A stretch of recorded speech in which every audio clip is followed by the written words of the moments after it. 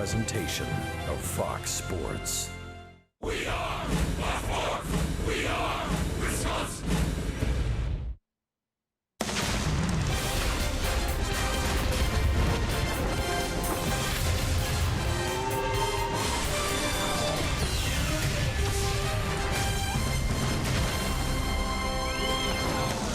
It's back on the road for the Milwaukee Brewers, downtown Phoenix, Arizona.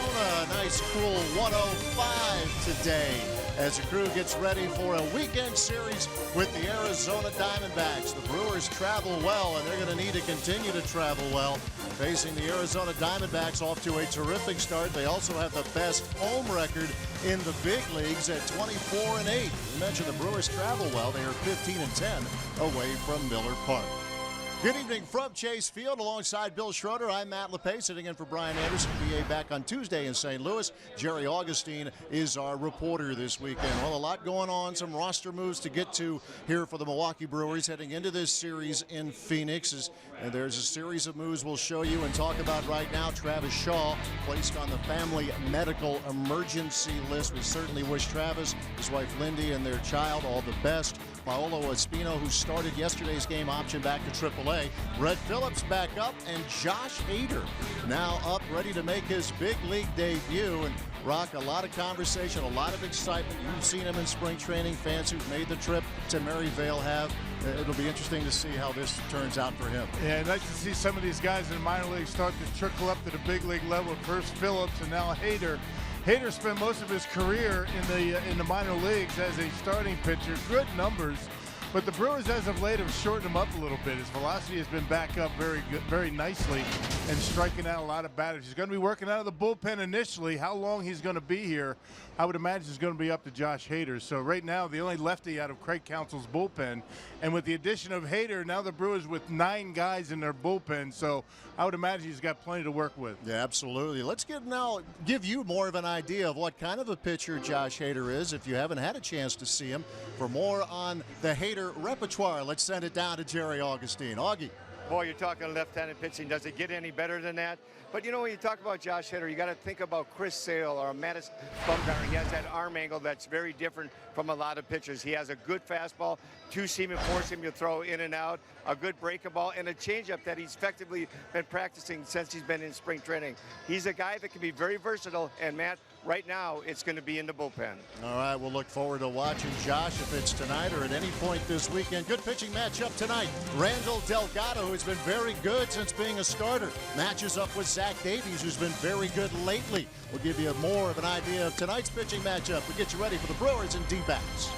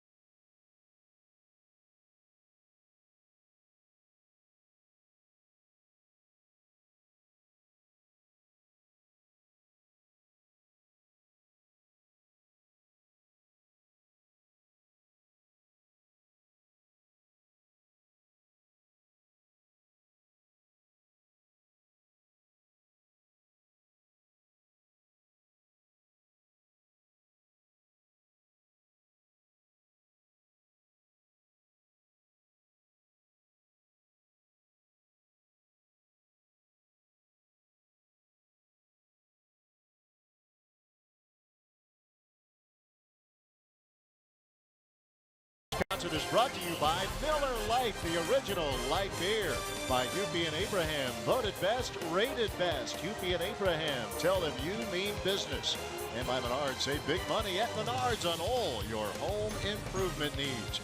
There's Eric Thames messing around with Baxter, the Diamondbacks mascot, making friends here as Eric makes his first trip to Chase Field as a big leaguer. As we get you ready for the Brewers and the Diamondbacks this weekend series, Zach Davies, after a tough start, not unlike last year, is turning things around. Was terrific last Sunday against the Los Angeles Dodgers. And Randall Delgado, making his fourth start tonight. He has come out of the bullpen, and his first three starts have been very, very good. You see what Davies has done over his last 8 starts, pitching to a 5-1 record, an ERA of a shade more than 3, holding opponents to a .268 batting average. He kept the Dodgers off the board on Sunday at Miller Park to allow the Brewers to get a win in that series. Try to start the road trip off on a good note.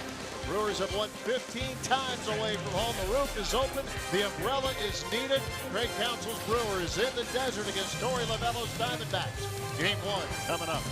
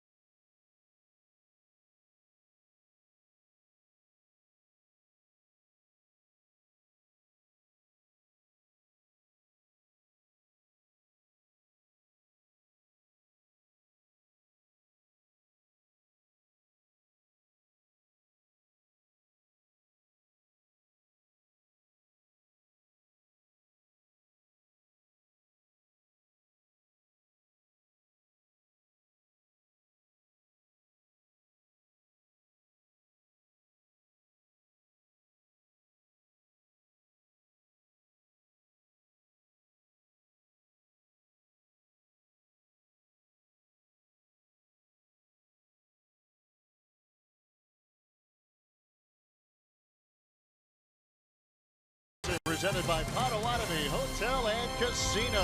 Let the games begin. The roof is open. Why not? It's a nice, comfortable 103 degrees here in Phoenix.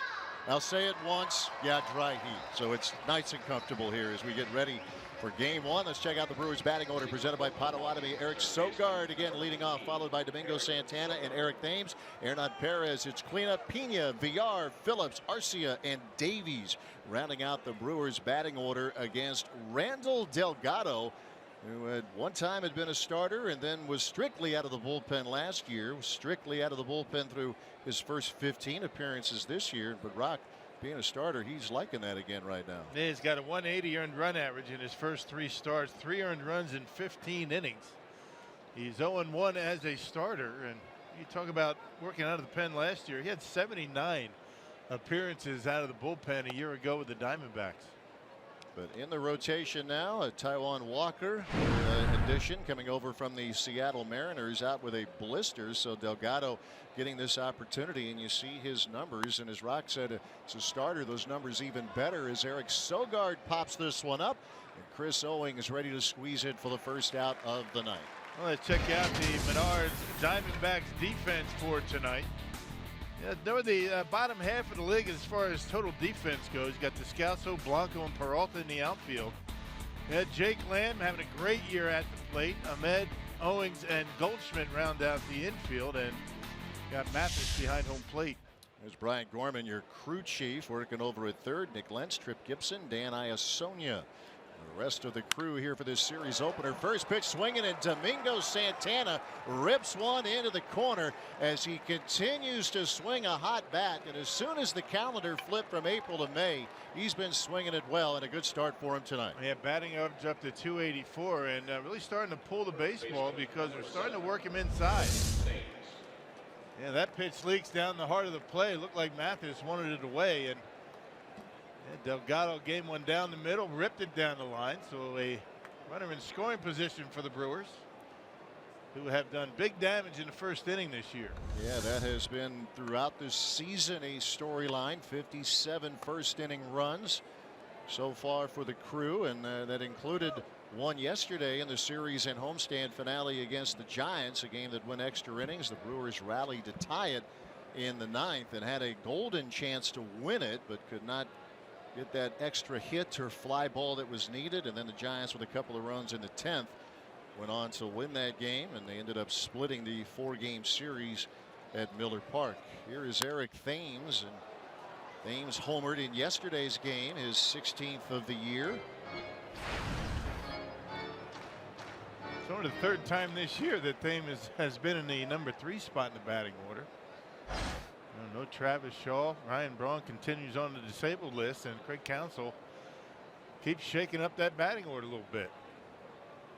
And Santana in the 2-hole tonight, and Thames hitting third. And again, if you're just checking in, we certainly send our best wishes to Travis Shaw, his wife Lindy, and their baby, as Travis is on the family emergency medical list.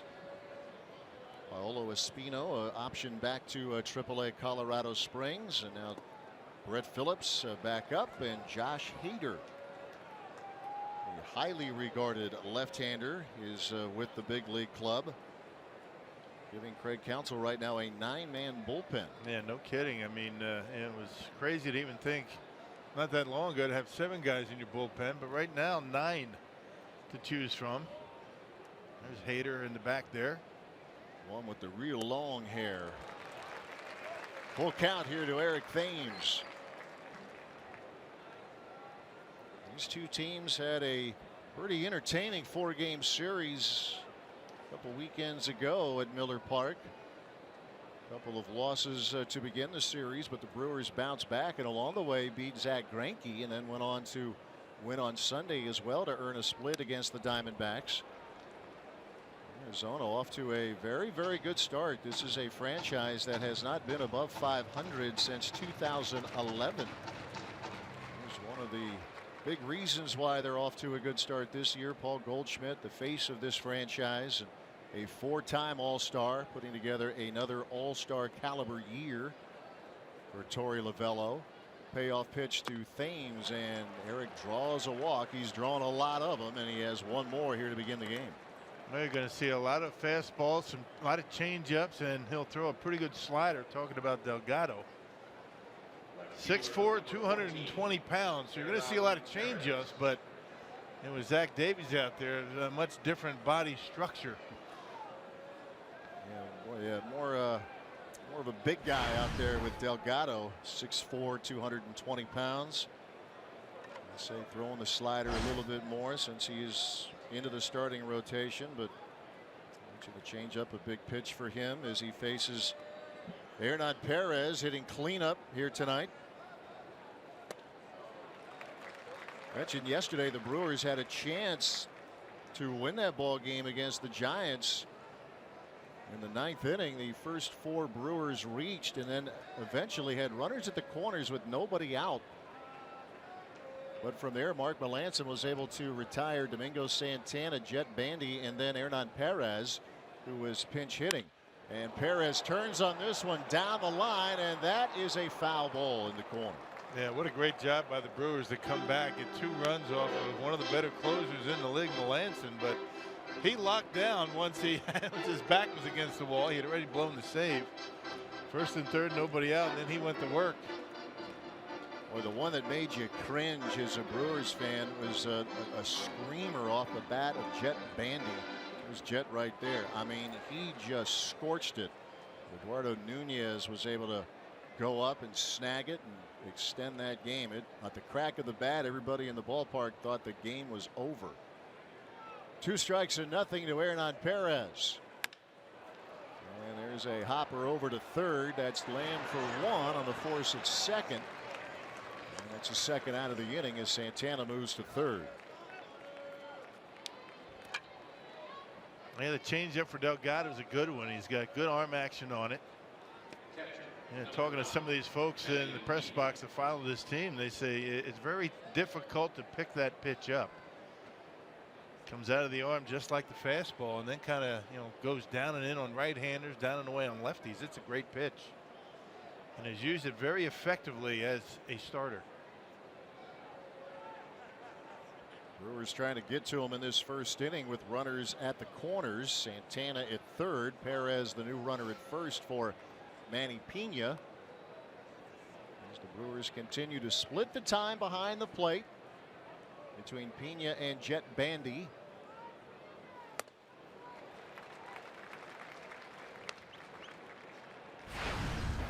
You see the numbers for Pena. Includes a .333 on base percentage. And not too many teams getting more production offensively out of their catching position.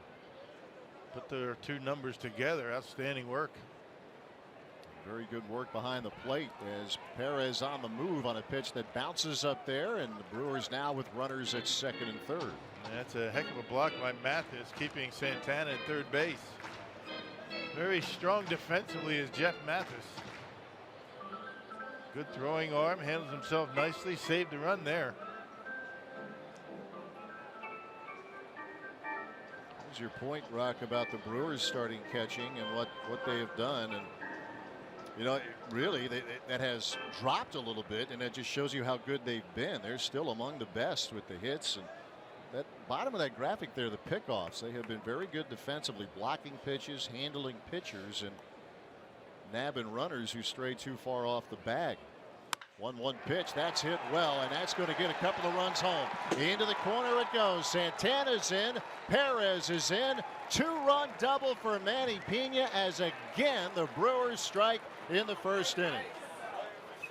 Now these guys are something. They get right at it, right out of the get-go. That's some good scouting by the Brew Crew. They know what these guys are going to be throwing, and they're waiting for it. There's a slider that didn't do a whole lot, and Pena able to hook it down the line. So the Brewers once again take a lead in a game. It's been just about every game that they've played this year, they've had a lead at some point.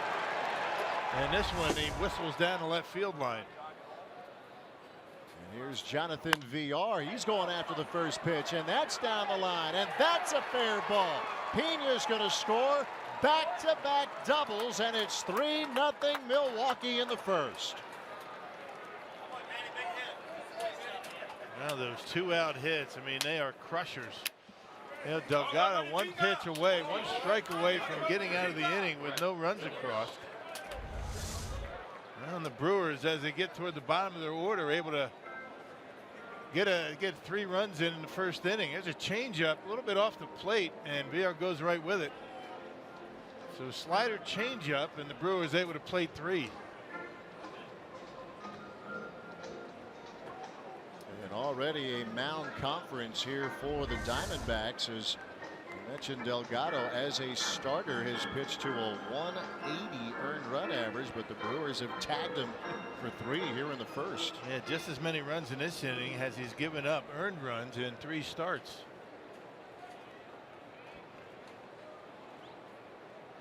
Once again, a lead for the Brewers, to Rock's point. And he's right. It seems like the Brewers have led in every game. Well, pretty close. This is game number 62, and we've had the lead in 54 of those games.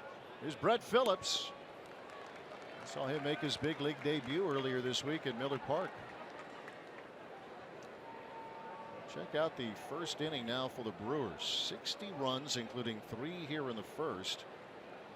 Look at the run differential, though. Yeah, that's the big one. I mean, plus 43. That means Brewer pitchers have not given up much in the first inning. No, that's a great point. You can talk all you want about the runs, but if you're giving up a lot early, then what difference does it make? Right. That plus 43 and keep going back, and this roster makeup is already quite a bit different than last year. But this was a team that was looking up at early deficits. It seemed very often, especially in the first month and change of last year. And that has not been the case. And now we're at a stage of the year where it isn't early anymore, and they continue to score right away. And a lot of their road success is because of that first inning. Able to get the opponent on their heels right away. 2-1 the count to Brett Phillips.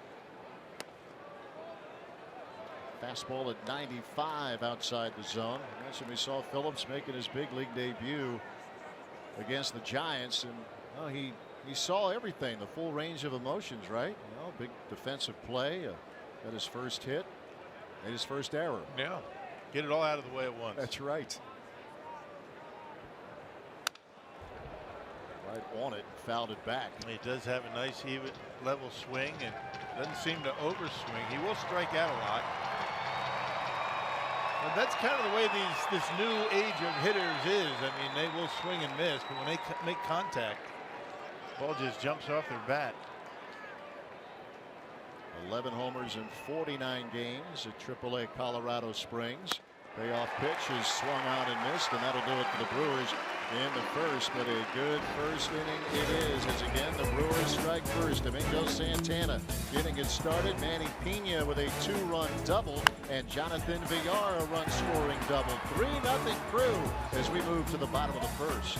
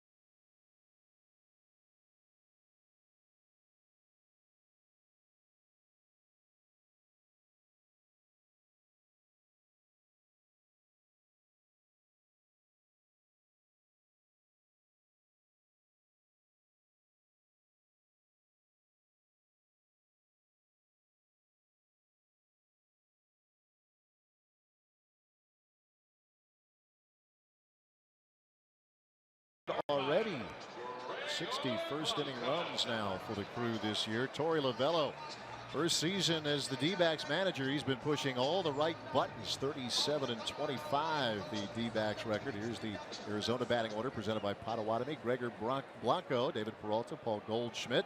1-2-3. Jake Lamb hits cleanup. Owings, Descalso, Ahmed, Mathis, and Delgado rounding out the batting order against Zach Davies.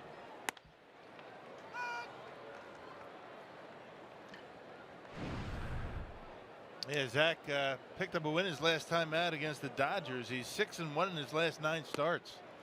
That's a .349 earned run average, making career start number 3 against Arizona. Took a 4-0 loss at home against the Diamondbacks at Miller Park this year. Curveball is a cue shot over to third, and not handling it is Eric Sogard. And a base runner right out of the gate here for the Diamondbacks. Gregor Blanco is on. Relatively easy play. He was even with the bag to start the play and just missed it. You can see how late it took, how long it took Blanco to get out of the box.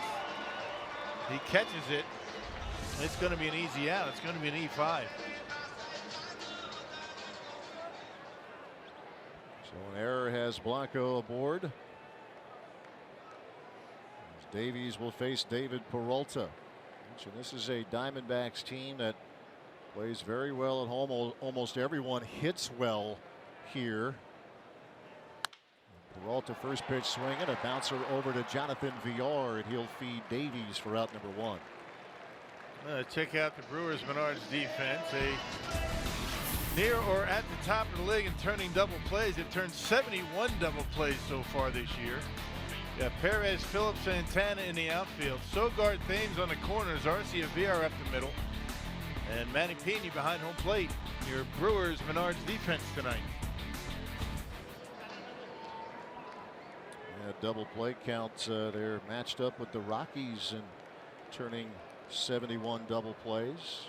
Yeah, depending on whether the Rockies turn a double play today, they've already won today. Yeah, you are correct. They beat the Cubs. NL West has been very, very good so far this season. The Rockies and the Diamondbacks maybe catching folks by surprise. No surprise that Paul Goldschmidt's having another good year, though. In the series at Miller Park, they held him in check, but he has hit very well in his career against the Brewers. He's hit pretty well against most teams. An all-star each of the last 4 seasons.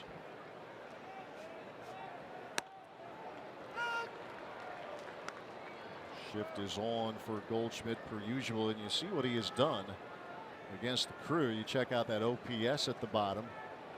Yeah, he was over 400 before that series at Miller Park. He does it all, including running. Runs very well, very efficient as a base stealer.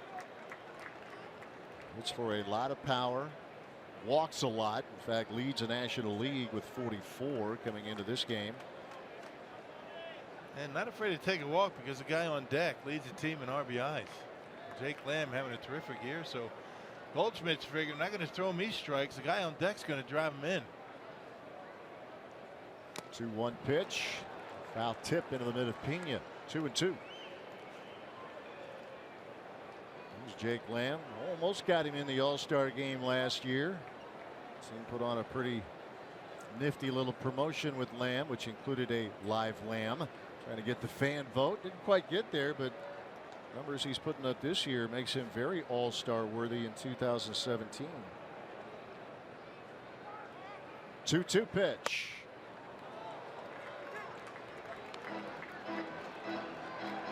Zach coming off that terrific start against the Dodgers, and his season unfolding a lot like last year, where the first 3 starts were very choppy. He's been able to straighten things out, really put it together against LA. 6 innings of 3-hit shutout ball. Payoff pitch to Goldschmidt, and that one clipped him. It's ball 4 anyway, so Goldschmidt is on. And the Diamondbacks have runners at first and second. I don't want a foot. Yeah, it looked like you know, he tried to come inside, very consistent trying to come inside on Goldschmidt. And got a piece of, but you know, Zach Davies is still trying to put together that start where he's able to get 7-8 innings. Right. 6 innings has been his longest outing. He did pitch 6 innings his last time out. But the pitch counts have been getting to him, and Craig Counsell has been pretty quick with a hook with Davies so far this year. Yeah, he hit triple digits in 6 innings against the Dodgers, and a couple of low 100 pitch counts in 5 and change. This is a night when we've said it before, we'll say it again, you could use some extended innings, even though, as we mentioned, the Brewers have a 9-man bullpen. But yesterday Counsell had to go to his pen on 6 occasions in that extra inning game against the Giants. There's Jake Lamb, those 53 RBIs, leading the National League.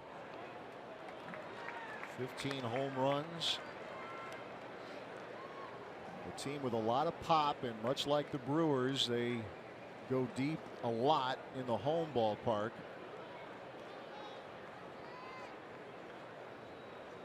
Arizona has won its last 9 games here, and Lamb smokes one into right center field. Phillips looking up, and it's out of here. And just like that, this game is tied.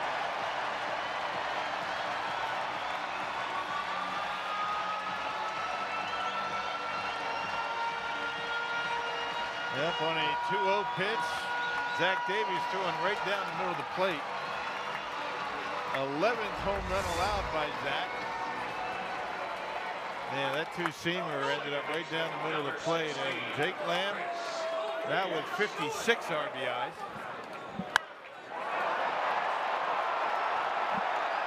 Diamondbacks now with 53 home runs here at Chase Field. That is 13 straight games now the Diamondbacks have homered in their home ballpark. Settle in. Baseball might be flying all over the place tonight. Here's Chris Owings with a chopper to Arcia. There's out number 2.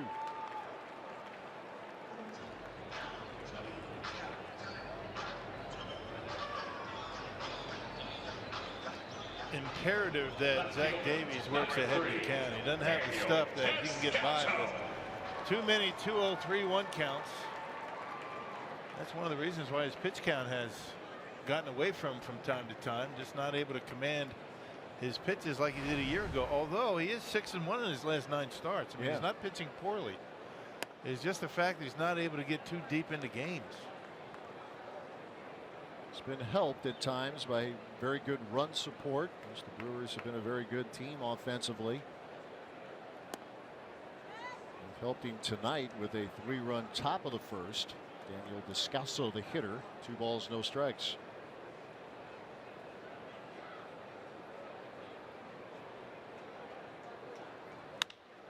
This is hit in the air to left field. Hernan Perez will have room. And that'll do it for the Diamondbacks in the first, but a lot going on here through 1. Brewers score 3, the Diamondbacks match it.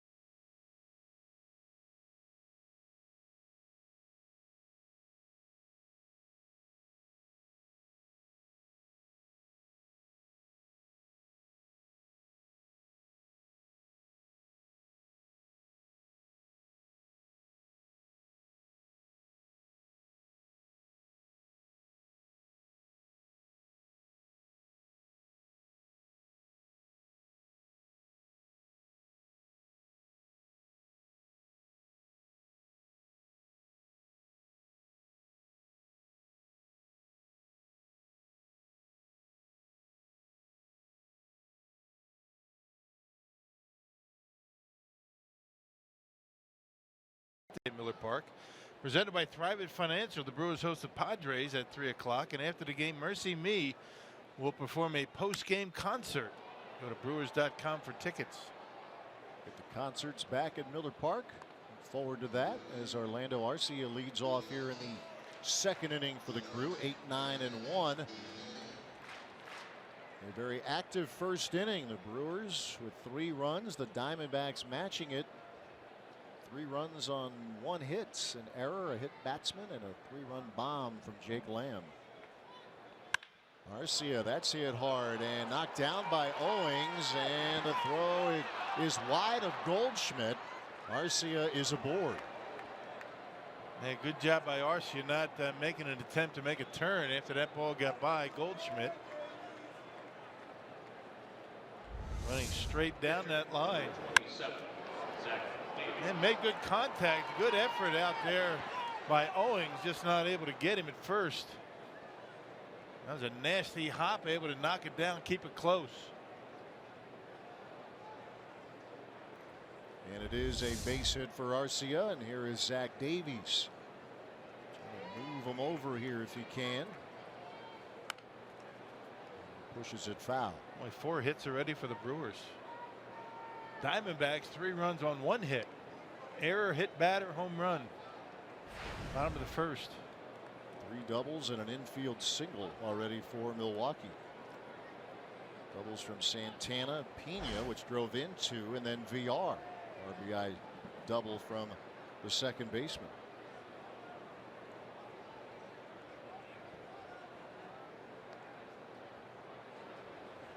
Doesn't feel like 100, does it?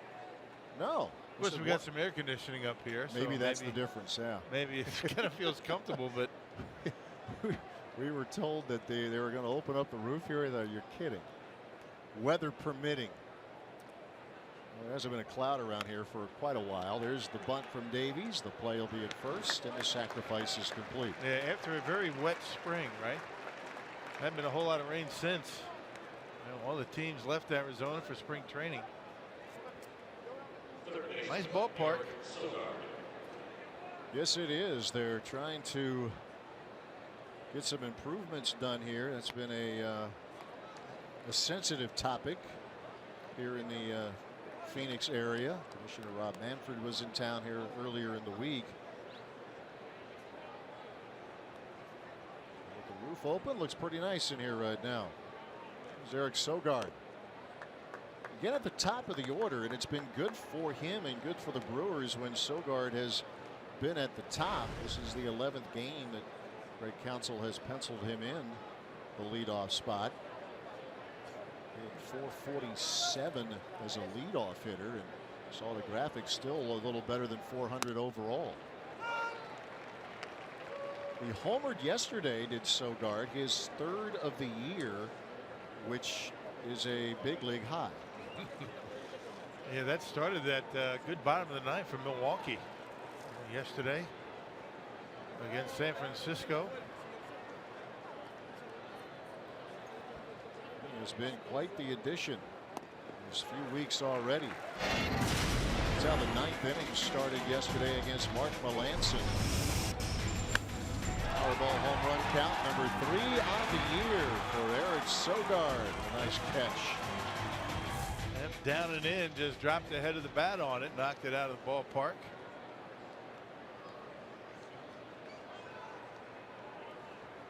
Ball 2 strikes, and that is strike 3, and down goes Sogard for the 2nd out of the inning. Yeah, good location right there for Delgado, right on the edge. 95 miles an hour. You know, his cruising speed about 93, 94. He can give you a little bit extra. And he threw that fastball right after a very good changeup, so that's a big speed differential. 2 men out. Arcia the runner at second for Domingo Santana. A double for Santana in the first inning extends his hitting streak. A career best 9-game run now for Santana.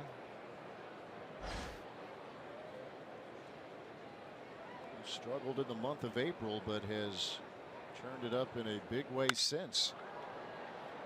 Yeah, Domingo pushing 290 right now. He's at 287 after that double in the first inning. It really doesn't seem to matter to him where he hits in the batting order. Greg Counsell's moved him around quite a bit. He continues to hit. A 2-hole tonight, 2-strike pitch. Mathis with the block. As Rock mentioned, Mathis, very good defensive catcher. The batting average, the offensive numbers can look light, but considered to be one of the better pitch framers around. We've already seen him with a couple of blocks here early in the game tonight. He's had a nice long career being a defensive specialist. Another guy that's going to give you a whole lot of run production. But he makes up for it behind home plate.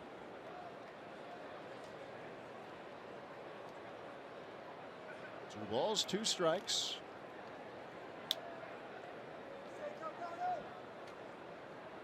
Last 4 years, Mathis was with the Marlins.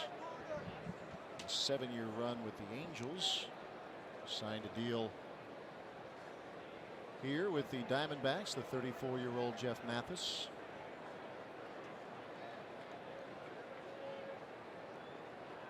Two balls, two strikes. Santana trying to pick up Arcia.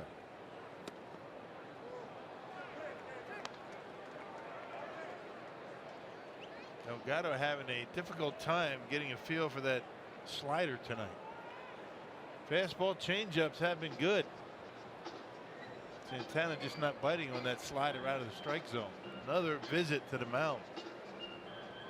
Command can be an issue with Delgado. It has not been the case this year, really, but we're talking about 4 walks per 9. Those are its numbers each of the last 3 years. Last year 4.3. This year so far it's been much better. He's walked only 8, including the one in the first inning to Thames.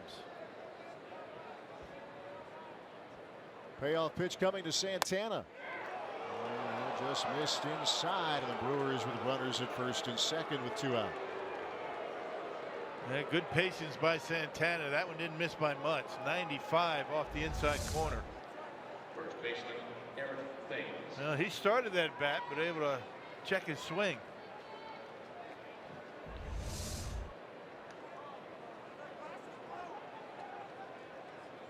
Arcia at second, Santana the runner at first. Chance here for Eric Thames. 16 homers, he's driven in 30. Check out the Powerball home run leaderboard. Thames with that big month of April still has him ahead of the pack with the 16 home runs. Santana and Shaw also double digits. On Perez and Ryan Braun each with 7.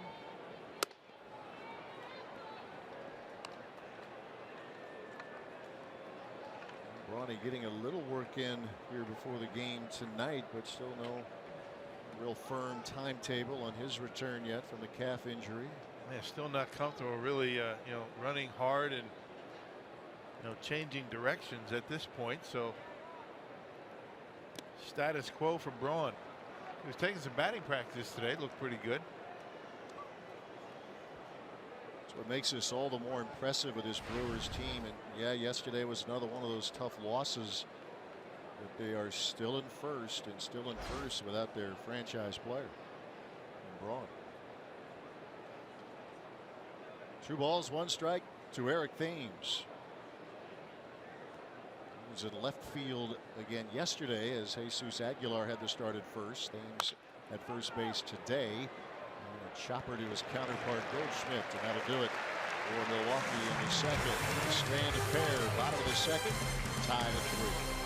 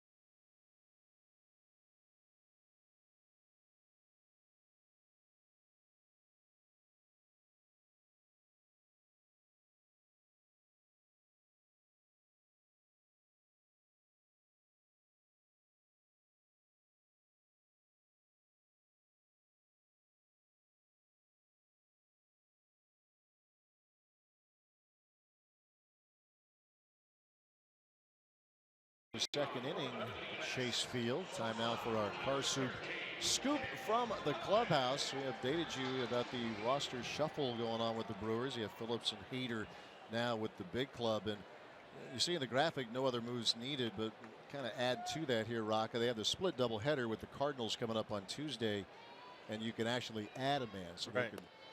Yeah, for a doubleheader, you get a 26-man roster. The Brewers right now are one starter short. You know, they sent Espino down. They added Hader, who's in the bullpen, which is why they have 9 out there. They're going to have to add a starter. But after the doubleheader, they're going to have to make a roster move to get back to 25. So a little complicated, but you can see what the Brewers did today. A lot going on. Yeah, again, we mentioned with Travis Shaw, and Paolo Espino started yesterday, went 4 innings, kind of grinded his way through 4. Brett Phillips in the lineup tonight, and Josh Hader available out of the bullpen if needed here tonight. 7, 8, and 9 in the order here for the D-backs. Nick Ahmed. Pretty good series against the Crew at Miller Park. He's on a pretty good run right now. And this is sent over to Thames. Nice stop and a good feed of Zach Davies for out number 1. Yeah, positioned perfectly, and Zach Davies just busted it over to first base as soon as that ball's hit. That's what you have to do. You're not a spectator out there. Watch how quickly he gets off the mound and heading to first base. Nice play by Thames and an easy out at first. Well done. The PFP working out. That's pitcher's fielding practice. If for those who don't know. Right. I know you know. Thank you. You see that a lot in this state in March, right? Yeah. In Maryvale. Brewers are actually working on that a couple of days ago at home. Yeah, before the batting practice started, they were working on those tweener ground balls between first and the pitcher's mound that give every team problems. But you work on it, maybe figure it out. You won't give up as many base hits in those situations. But yeah, spring training, that's what it's all about. Getting the fundamentals down. You were just waiting for me to say punts fielding practice or something, right? I mean, football mode. It's a little early for that yet. Swing and a miss. Good curveball takes care of Jeff Mathis, and quickly there are 2 men out. Yeah, when Davies is able to master that curveball in a game, that's normally when he's going to have his quick innings and low pitch count appearances. And this is a dandy out of the strike zone with 2 strikes. And Zach picking up his first strikeout. So far so good in the second here for Davies. 2 quick outs, and now he faces Randall Delgado. Did you see the win-loss record between these 2 teams in this series? Yeah, right down the middle. 68-68. Yep, got a statement game here tonight. Big game tonight. It's hard to believe, isn't it? It really is. 68 and 68, and it's pretty evenly split between Chase Field and Miller Park. 2-strike pitch and a wave and a miss from Delgado, and it's a very clean inning here for Zach Davies. He retires the side in order as we settle in the desert.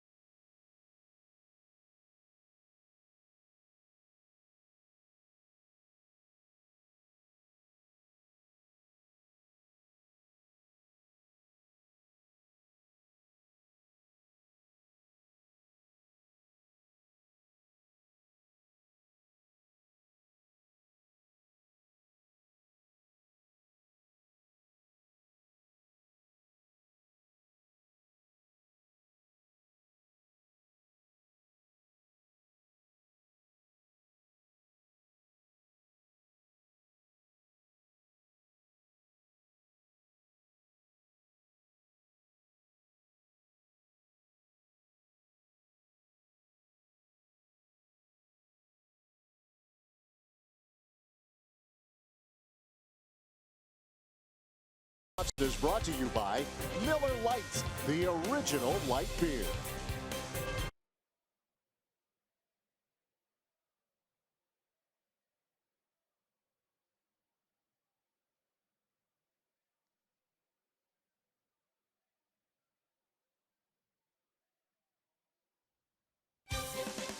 Milwaukee Brewers baseball on Fox Sports Wisconsin is brought to you by Miller Lite, the original light beer.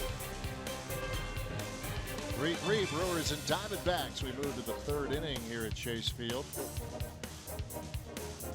Brewers and the D-backs getting all of their offense in the first inning.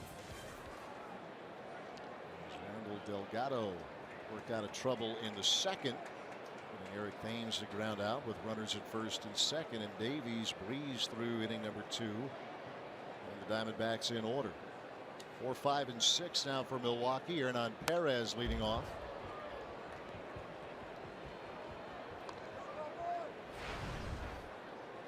Reached on a fielder's choice in the first inning, part of that 3-run beginning to the game for the Crew.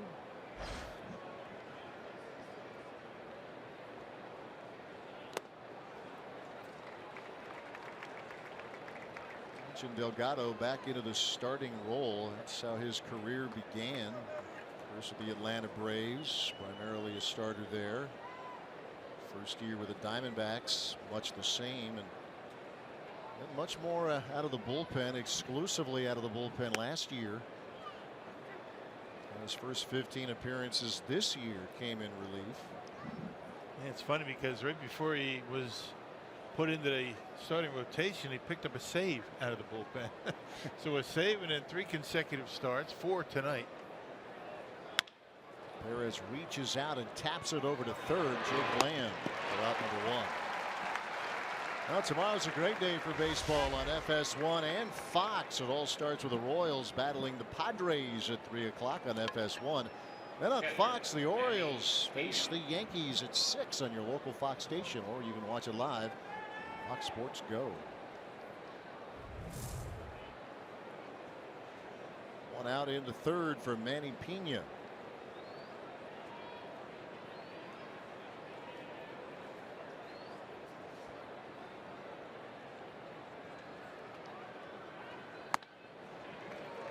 I mentioned Delgado out of the bullpen getting a save before becoming a starter, but out of the pen his ERA was a bit over 4. His earned run average through his first 3 starts sub 2, 1.80 before the Brewers got to him for a 3 spot in the first inning tonight.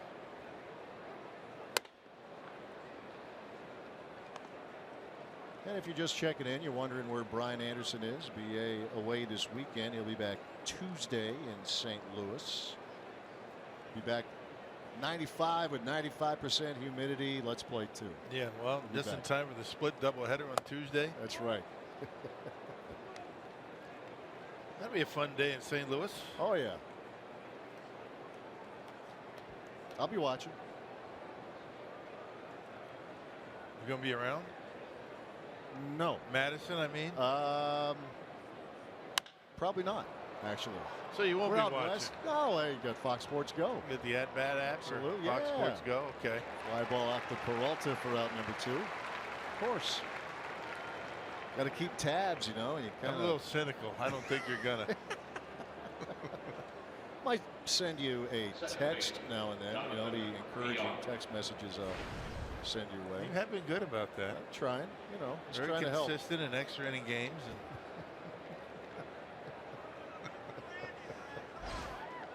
good to have you back. It's fun to be back. Good to be back. It's a fun team to be around. 2 outs, bases empty for Jonathan Villar. It is. Nothing really seems to bother him. I mean, tough loss like last night or yesterday afternoon, and these guys you would never know coming back the next day whether they, won or lost or had a big win or a big loss. It really doesn't affect their attitude the next day. Doing it without Ryan Braun here. They still lead this NL Central.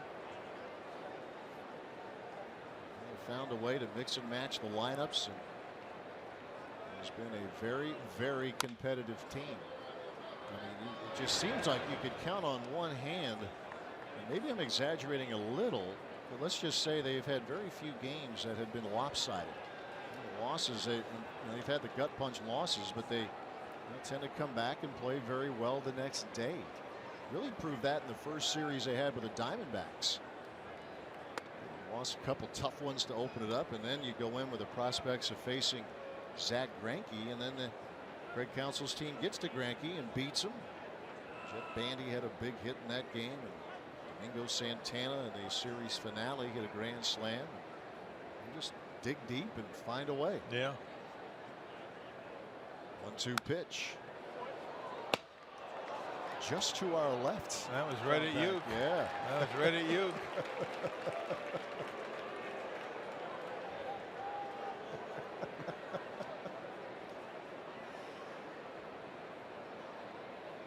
So Euchre and Mark Grace are having at it, and Jeff Levering is laughing. Yeah. As are we over here. A swing and a miss from VR, and that'll do it here for the Brewers in the third as Delgado puts him down in order. Still tied at 3.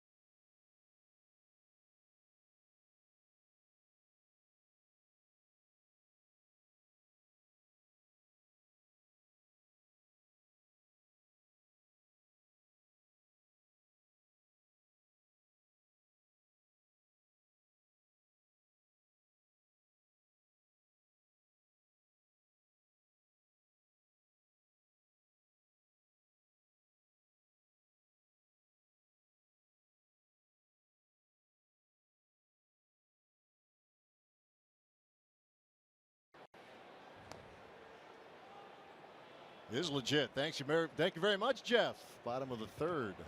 Benjamin Harrison mentioned. You just never know where Jeff's going to go. Gracie's he's something, isn't he? No, Speaking of Gracie, right? Just saw Mark Gracie came in. Yeah, looking good. Yeah. Doing some broadcast work here Pre for the and post Diamondbacks. here in Fox, Arizona. Well, he could hit.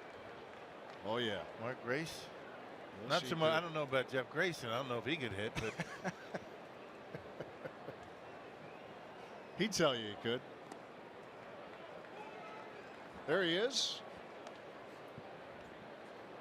he was giving Yuka a hard time.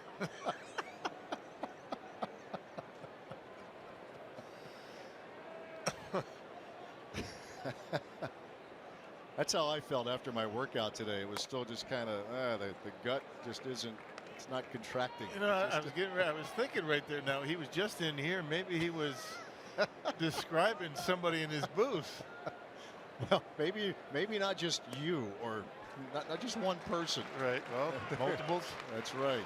There's a walk to Gregor Blanco here to start inning number 3. Well, Zach Davies now in his third inning of work. Let's get a view from a pitcher on how this pitcher is doing. Augie, what are you seeing with Zach right now?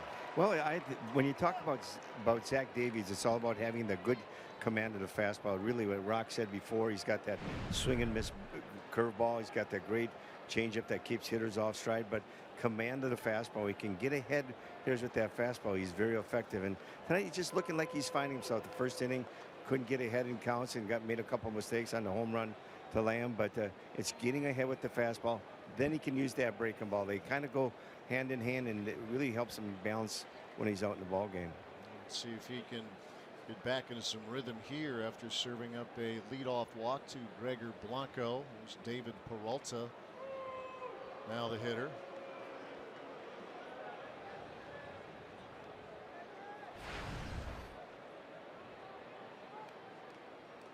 Keeping Blanco in check. He has 4 stolen bases, has not been caught.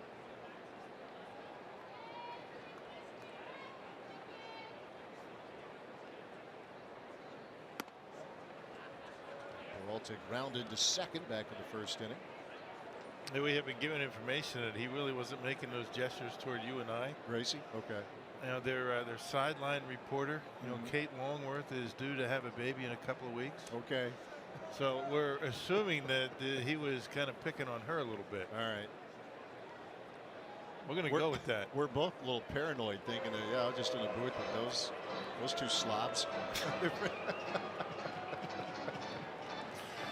Yeah, so that's what I'm going with that. That's our story, and we're sticking to it. Right. Want to know the count to David Peralta.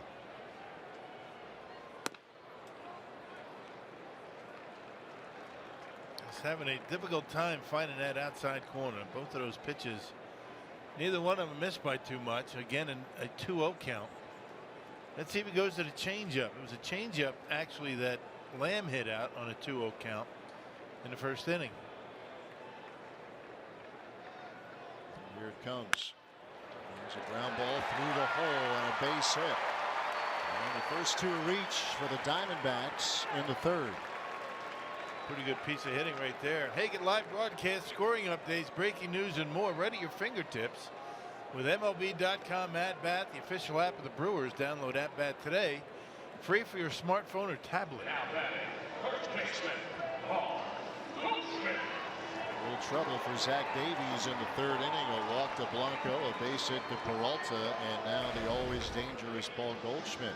Not a whole lot Zach could do about that. That was about as good a pitch as you can make on a 2-0 count. At the knees on the corner, and Peralta went right with it. Hit it to the opposite field.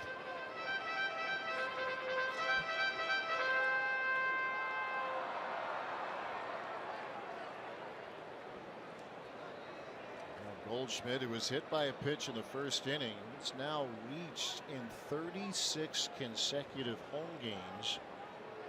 There's any number of statistics we could rattle off. That's a pretty impressive one. Curveball bounces up there for ball 1. Pena with the block. He gets the call. Bandy had the job yesterday. Continue to split that pretty much down the middle, Pena and Bandy. Yeah, keep them both strong throughout the year.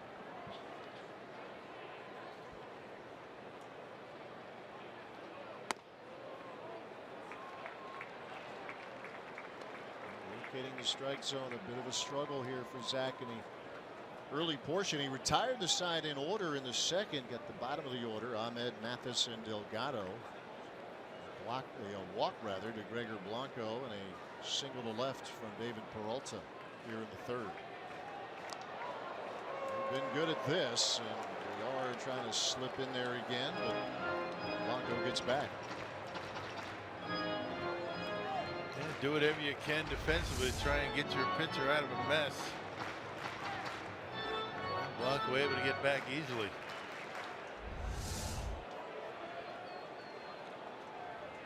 We've seen it time and again where base runners have been caught drifting a little too much. And Craig Counsell, they can take a look at that. It didn't look like he was back pretty easily, but Counsell wanted to take a look at it. Satisfied the right call was made. Maybe I shouldn't have said back easily. Not that easy at all.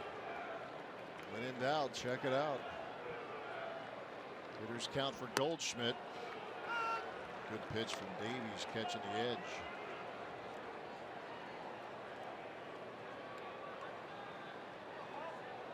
So the Brewers have been terrific in getting double plays. Goldschmidt has hit into 4. A beautiful time for one right now. Instead, he pops this one up. VR, the infield fly, and it's out number 1. Talk about getting away with a mistake right there. My goodness. And watch where this pitch ends up, and Goldschmidt pops it straight up. Look out. I mean, that's about center cut as you're going to see. And Goldschmidt realized that he missed a good pitch to hit. It's Manny Pena saying, don't throw that pitch to Goldschmidt again. Maybe that's the only way to get him out. Throw him down the middle. That's the way we used to pitch George Brett. It seemed like he hit everything. You throw it down the middle, you hope he hits a line drive at somebody. Those were the scouting reports of the day. Right. The center cut one, and he's gonna hit a screamer. Center cut, tell him it's coming. He hit everything else.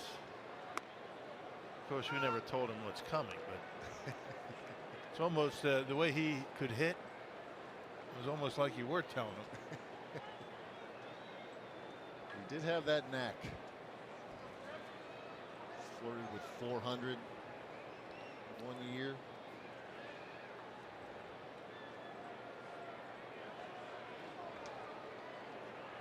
Jake Lamb, a 3-run homer in the first inning off Davies. At the plate with 2 on again. 56 RBIs for Lamb. Runners on the move, and the pitch is slapped over to Eric Thames. Here's out number 2. There's a good pitch right there. Curveball.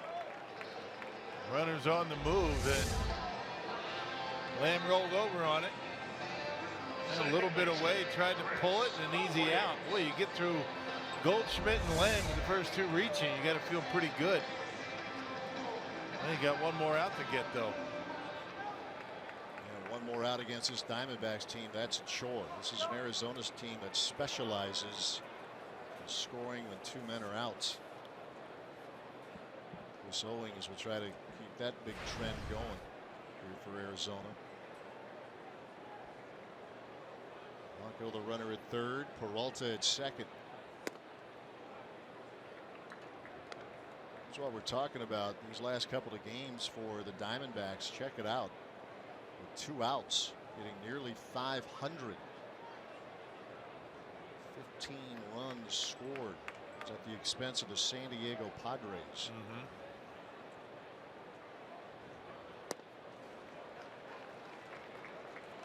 Yeah, the Brewers had their 3 runs in the first inning, all with 2 outs. 2-run double from Pena, and then VR followed with an RBI double. 2-0 the count to Chris Owings, the second baseman. 7 home runs this year, and that's a career best for him. There's a bouncer to Arcia. 2 out runs this time for the Diamondbacks as Davies works out of it the first 2 reach, and they are both stranded if we stay tied.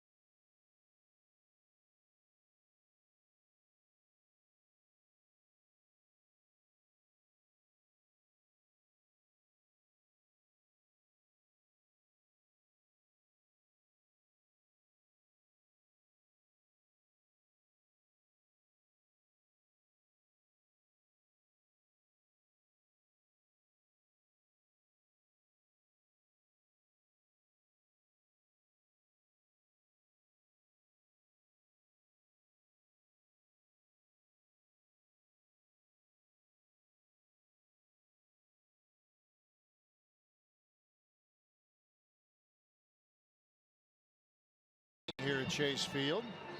It's time now for the Unlimited Baseball Break, brought to you by T-Mobile. Steven Souza having a big night, helping the Rays beat Oakland. A 3-hit night, triple, a home run. That's how you get out of a slump. Tyler Moore, 3 for 4 for the Marlins, including a couple of home runs. How about Jonathan Lucroy against a team that's the best around, the Nats? Lucroy 3 for 4, 3-hit night, helping the Rangers to a win. See Luke swinging a bat again. Going off to a slow start this year, but much better as of late. Yeah. And that against the Washington Nationals, that's pretty good stuff. Brett Phillips leading off here for Milwaukee, 7, 8, and 9. Phillips back up with the big club. Making that shuffle this week.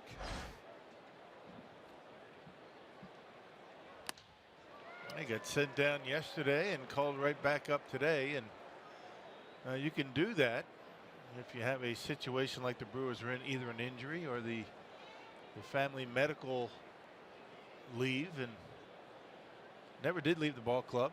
Right. Joining Phillips, of course, is Josh Hader, the left-hander.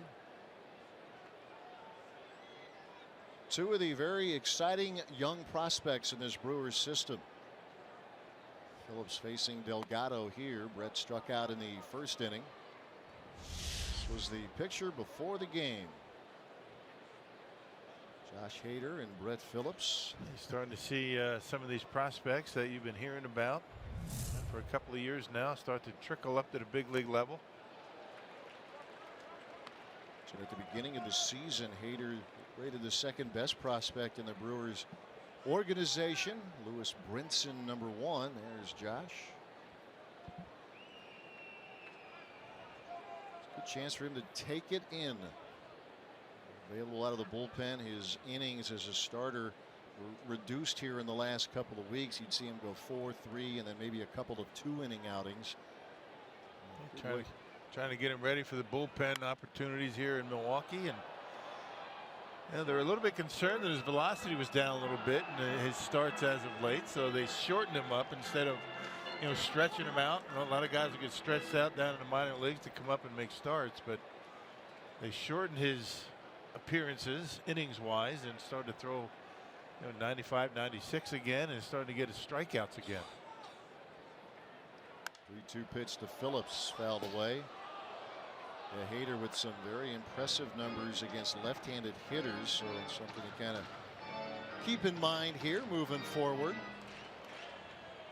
The only thing he's thinking about right now, when am I going to get out on that mound? I need to get it out of the way. Don't be surprised if you see him tonight. 8th pitch of the at-bat coming to Phillips, and that is strike 3 called. And there's out #1 in the 4th. Yeah, Delgado able to hit the outside corner with that one. I think Phillips knew it.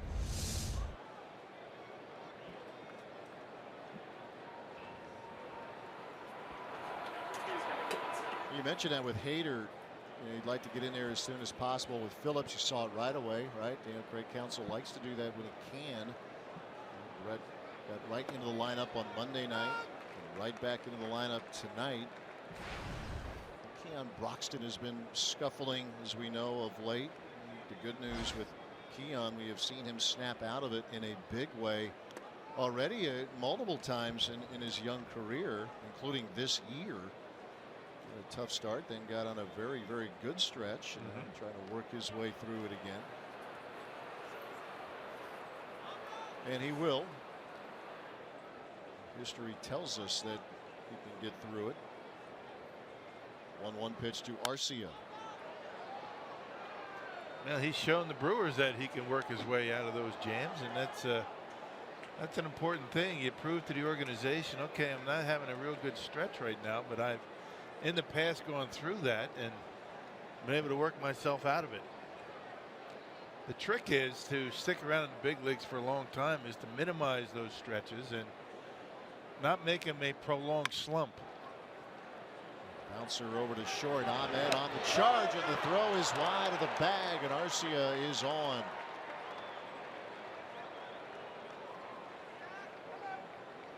May probably be an E6 right there. That's pretty relatively routine play for a shortstop. Ahmed pretty consistent with his throws. His baseball up the middle, and Ahmed's got to make that play. Not sure why Goldschmidt went off the bag. Didn't look like it was that far off. Well, he gets the benefit of the doubt here. It will be ruled a base hit as Davies trying to bunt. Foul ball.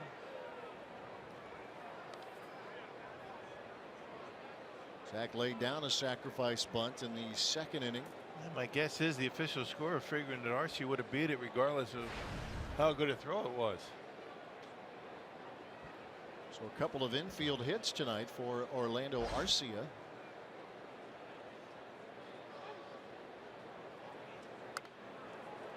There's the bunt. It's a good one. Davies 2 for 2 with sacrifice bunts. 2 men out here in the fourth. Hey, you might never need an umbrella at Miller Park, but that doesn't mean a Brewers umbrella wouldn't come in handy at some point. Hey, the Brew Crew hosts the Padres on Sunday, June 18th, and the first 20,000 fans will get a Brewers golf umbrella, courtesy of Palermo's Frozen Pizza. Go to brewers.com for tickets. Don't need it in the park, but when you're tailgating on a sunny day, right? Let's get out of the sun. Don't Use even, it here. They don't even sell any umbrellas here. Of course, to keep the sun off you, I guess. Yeah, absolutely. Here in Arizona.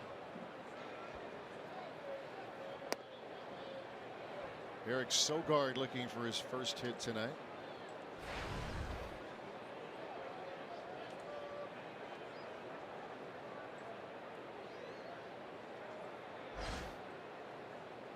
Fun for him to look at that scoreboard. Fun for anybody who knows Eric to see that average here in the middle of June. 400. He's 0 for 2 here tonight. It's a nice round number. That is. It's very pretty. Yep. Well, the versatility making him very valuable. His ability to get on base draws a lot of walks. On base percentage coming into this game is .541. Really good about working the at bats, not giving anything away. And he's ahead in the count right now, 2-1 against Randall Delgado. And really, when you're talking about a leadoff hitter, on base percentage is the prime statistic. And it was a good one for Jonathan Villar last year. Yeah. It's obviously been a different story this season, so Craig Counsell shuffling the deck here from time to time. Sogard at the top of the order again tonight. It's a little nubber. That's going to be a tough play. Lamb charging, and the throw is in time. Good play by Jake Lamb, and that will end the inning for the Brewers. Lamb swinging a hot bat, playing some pretty good defense as well. As we stay tied at 3 here in the fourth.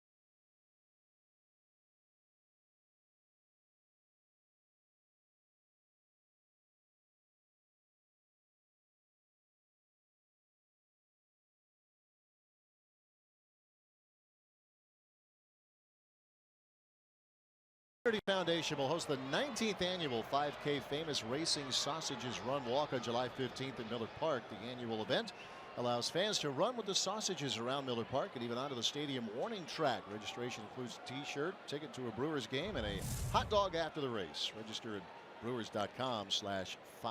Coming up July 15th. Daniel Del Scasso leads off here in the bottom of the fourth. Left fielder, a fly to left in the first inning.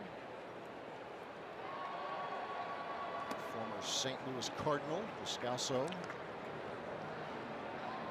A couple of years with the Rockies before coming over to the Diamondbacks. Another one of those guys that can play anywhere. You throw him in the infield, he's playing the outfield tonight.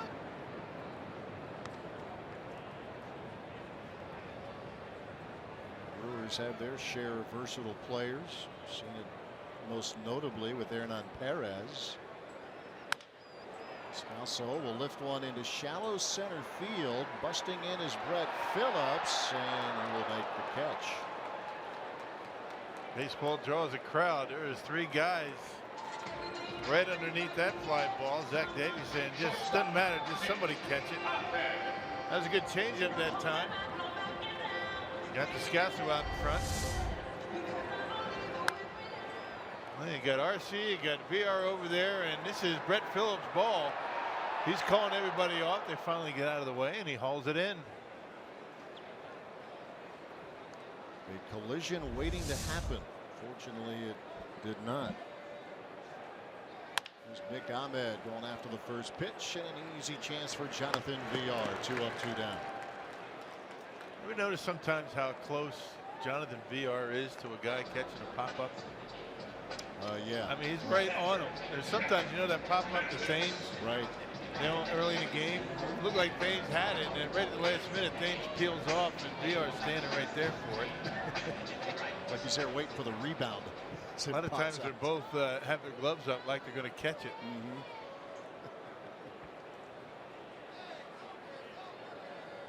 2 outs, bases empty for Jeff Mathis.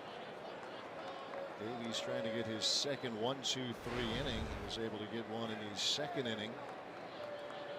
Both teams doing their damage in the first.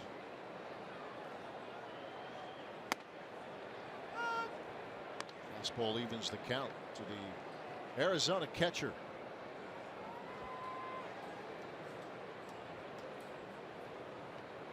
Some tempo here. Davies missing with the curveball.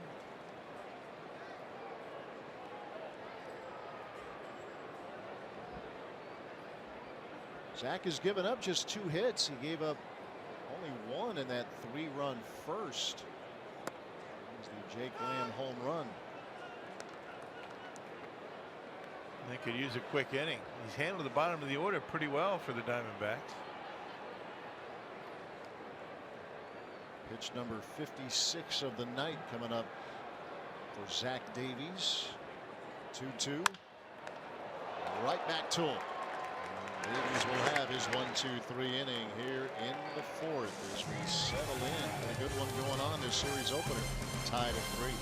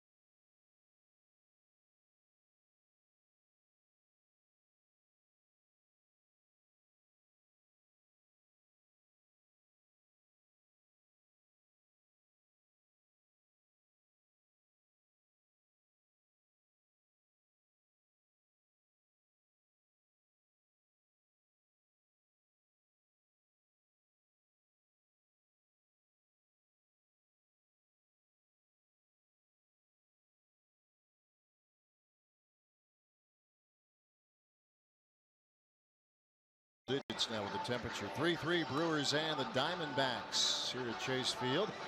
Time now for the AARP Getting to Know Coach Profile. There's Pat Murphy, Craig Counsell's bench coach.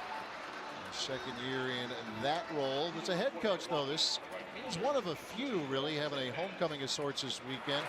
A terrific college baseball coach, including a great run with the Arizona State Sun Devils, as well as Notre Dame, where he was the coach of Craig Counsell. But Murph coming back home, if you will. As Domingo Santana sends one to Nick Ahmed. One pitch, one out. He is a high energy coach. When you watch him before games hitting fungos, he's the guy that hits the fungos in the pitcher's fielding practice sessions on the field before the game. When he was the interim manager with the Padres, they came in to Milwaukee, and he was telling reporters about how he put Counsell through the ringer on one particular day. And I mean, they were just working Craig over, and those who know Counsell would not be surprised, but he kept at it. He said, all right, give me some more, give me some more. And Murph has been a big fan of Counsell ever since, and it's a two-way street. There's Eric Thames at the plate. Just kind of testing his mettle was Pat Murphy, seeing how much he could take. And Counsell has responded in a grand way and was appreciative of what Murphy gave to him and challenged him, and now he's his bench coach. Fly ball from Thames out to center field. Gregor Blanco puts it away. It's one of the tricks as being a coach. I mean, understanding who you can do that to, who you can't do that to. I mean, you realize right away that Counsell had what it takes, so he pushed him to become the player that he was in the big leagues. It's a great relationship the two of those guys have. It's got to be great for Counsell to just have somebody to lean on and advice. And, Murph has been there. He's been there as a major league manager, and obviously a great career as a college baseball coach. Hernan Perez at the plate. Base is empty and 2 men out here in the 5th.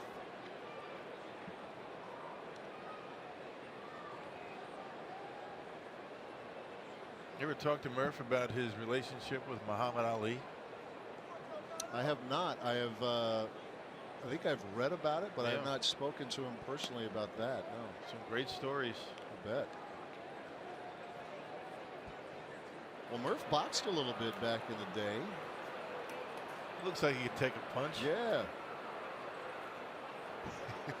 Hit me right here. Strong chin. Well, that's the thing. I mean, if you're a coach and you dish it out to a player, like, you better be able to take it too, right? That's right. Somebody probably did the same to him.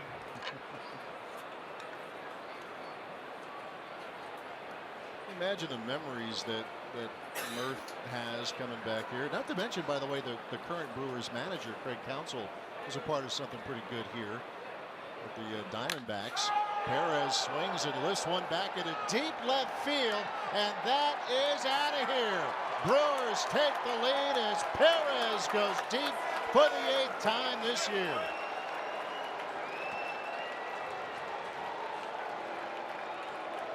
Well, another 2-out hit for the Brewers. A fastball middle in, and Perez able to center on it, knock it out of here. And the Brewers strike again with 2 outs. There's the pitch. 95 miles an hour, and Hernan knew it as soon as he made contact. And Brewers take a 4-3 lead.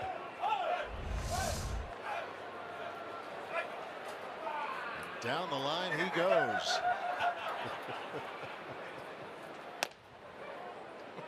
Not that we're biased at all, but that is one cool home run celebration. You do it in the dugout, you have a little fun. Yep, no doubt in this ballpark. The Brewers lead again, 4-3.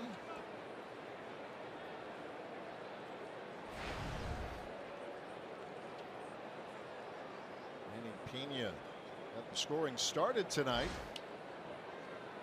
2-run double. Part of a 3-run first inning for the Crew.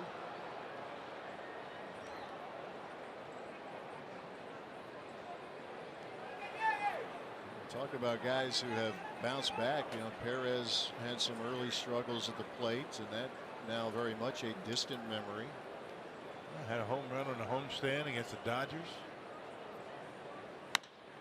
Pena goes the other way. Peralta going back, and that's off the base of the wall, and Pena on his way to second with a double.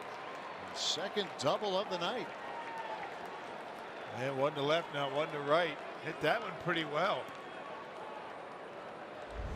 Gave that one a ride. You know, check out where it is. A fastball away. Goes right with. That's a nice, easy swing. Not over swing at all. Peralta can't run it down, and right off the base of the fence. Stuck under that pad just like that one did yesterday at Miller Park. Yeah, off the bat of Jesus Aguilar. That was a confusing play for those in the ballpark. There's Aguilar yesterday against Mark Melanson. Watch it get lodged here. Now, well, he pulls it out, but the rule has changed. Even though they pull it out, it's you know, they can look at it, and once it gets lodged in there, it's an automatic two-base hit. So the umpires had it right, unfortunately, for the Brewers.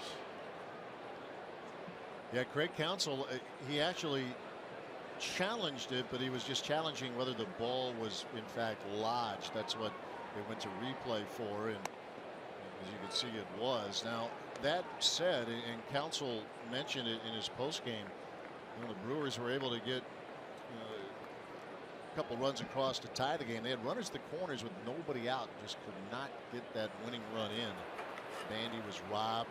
Terrific play by Nunez on a screamer. But it was another play yesterday where Rocket, you talked about it, and I think we're all in the same camp on this. Is we wish they could just mic up an umpire and say, here's why we're sending everybody back. Right. People in the park look it up into the TV booths. Right. People in the stands, they don't know what's going on. A lot of them, I would imagine, three-quarters of them didn't really realize the ball got lodged under there. Didn't know the rule to boot. Right. And that's a new rule. It didn't used to be that way. If you played it and it got lodged, it's a live ball. The ball gets lodged like that not that long ago. I don't know, it was a couple of years now. Was it last year they changed that? Yep. You throw your arms up, and you know, umpire goes down there and says, yeah, it's a double. Ball, 2 strikes to Jonathan Villar. He has an RBI in this game.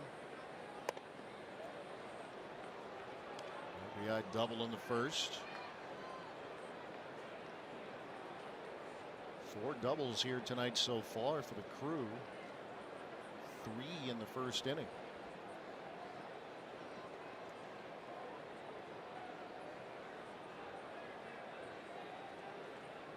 Two pitch coming from Randall Delgado.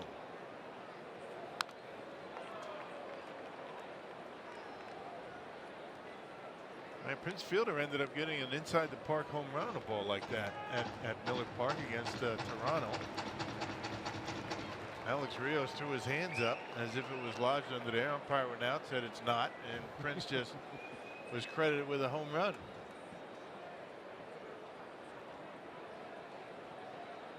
Again, the 2-2. And that's strike 3 called. VR didn't like it.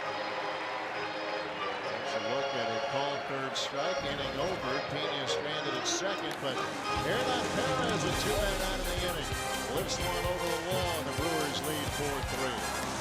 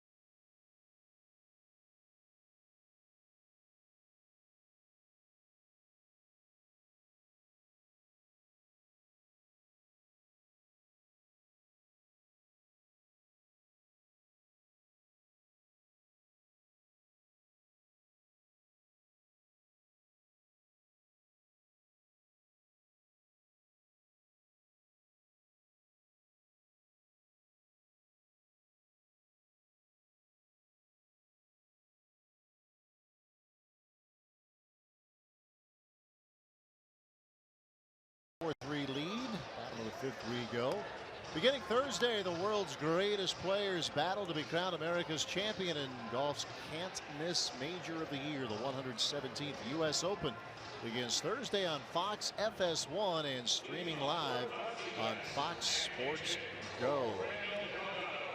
Thanks to Wisconsin, the U.S. Open is Hall of Famer in the house, Randy Johnson. He was inducted a couple of years ago. Matter of fact, the Brewers were here in Arizona. Hall of Fame weekend, and fans came to the ballpark, had a chance to watch Randy Johnson's Hall of Fame speech and the big scoreboard here. Yeah, that's about as intimidating a pitcher as you'll ever want to face. He's right up there with Nolan Ryan, of the guys I faced. Yeah. Jeremy Hazelbaker pinch hitting here, the bottom of the fifth.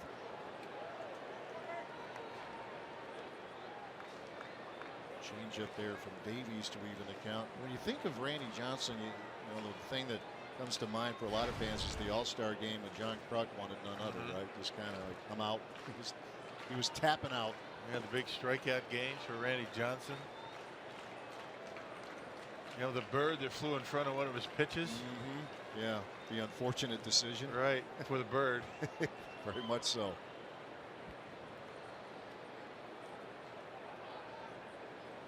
Two balls, one strike to Jeremy Hazelbaker.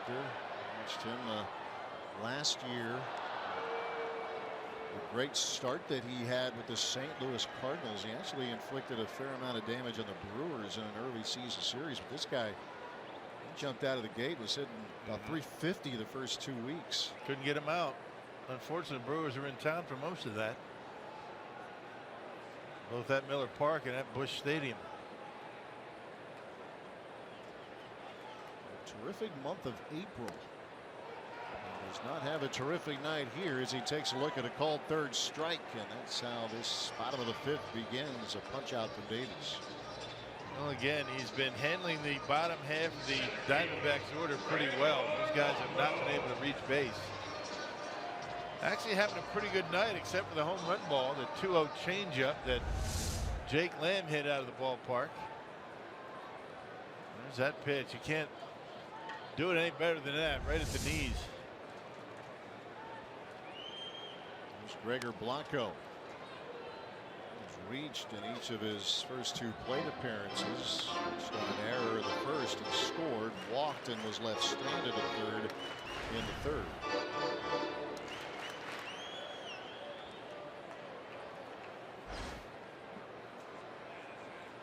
Blanco, the one-time San Francisco Giant, part of two of their championship seasons.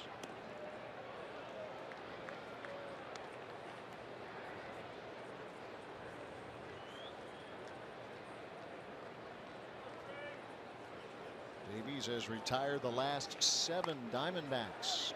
Curveball fouled off.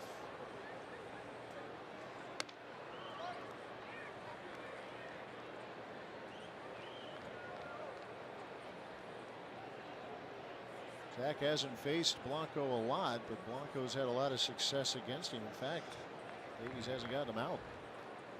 Came in 3 for 3 with a home run. Reached on an error, as we mentioned tonight, and walked so far.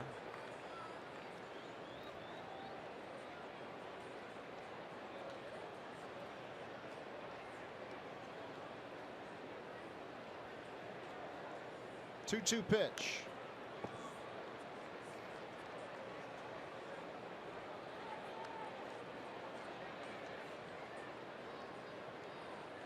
Brewers trying to slow down this Arizona team that has been great at home. It's won 9 straight.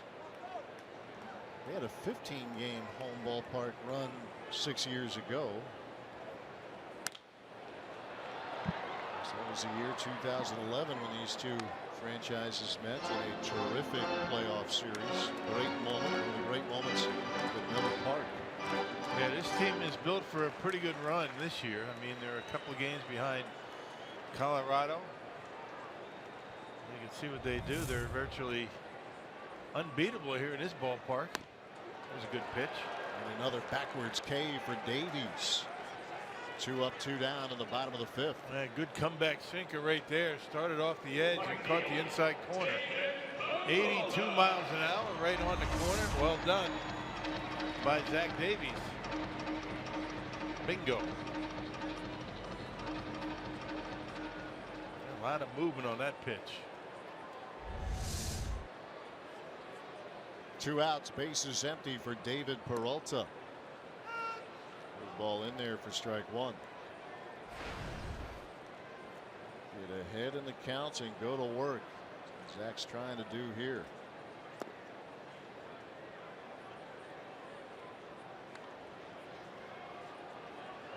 Peralta, a ground ball to second and a single to left.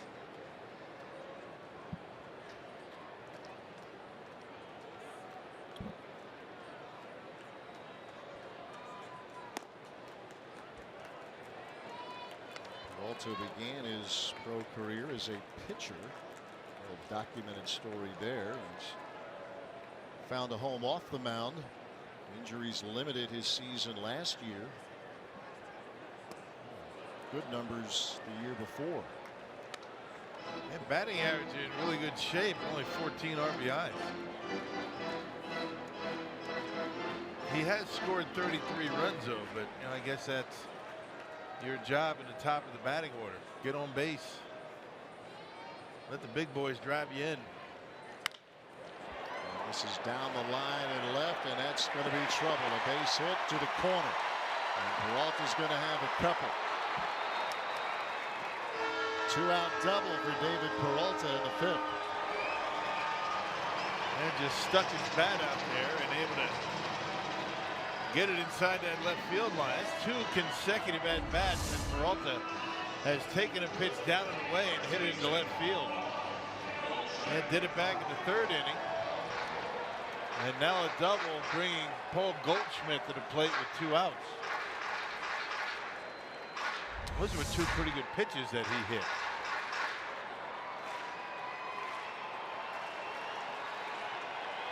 Goldschmidt has been hit by a pitch.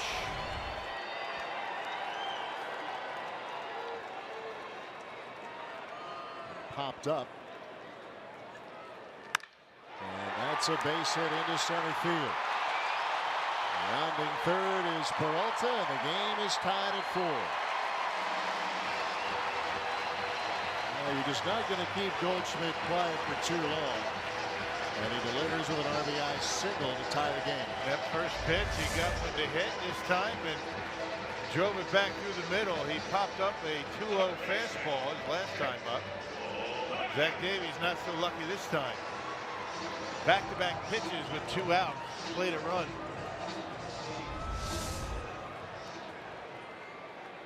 You mentioned in the final 2 games of the Padres series, this Diamondbacks team did a lot of damage with 2 outs.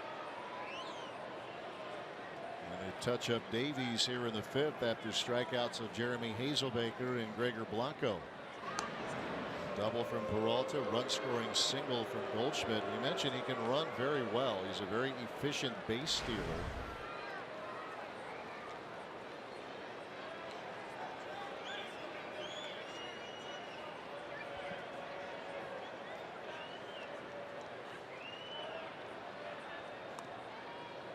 Curveball for strike 1. That's the pitch that Davies was able to retire Lamb his last time up. A curveball, ground ball to first.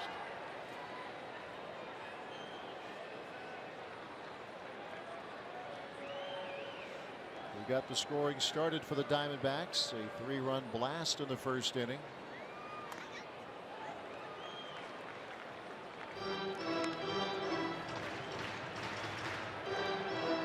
What figures we'd have a tie game. Series tied. All time, 68 wins apiece. Figure you're going to have a close game tonight, maybe all weekend.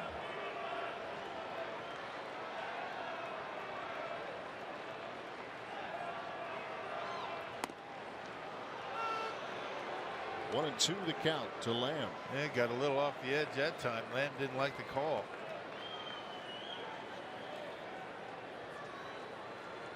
David's done a pretty good job tonight keeping the baseball down, except for maybe a couple of pitches. Other than that, he's been down around the knees with just about everything. He has 4 strikeouts so far tonight. 1-2. And holds up. He's back to that curveball here.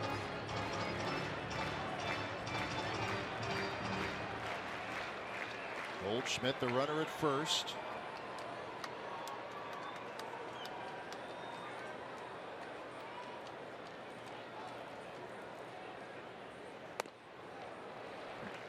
And a full count to the cleanup hitter.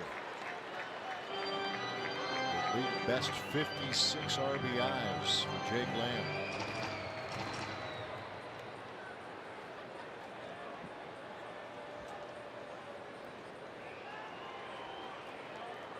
Davies retired the first 2 of the inning, and then trouble followed.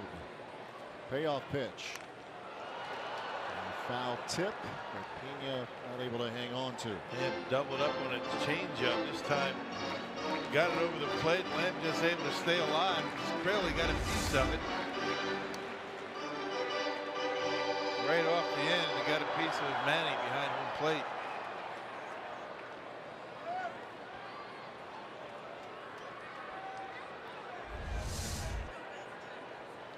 So another payoff pitch required here for Davies. Here it comes. And runners are at first and second.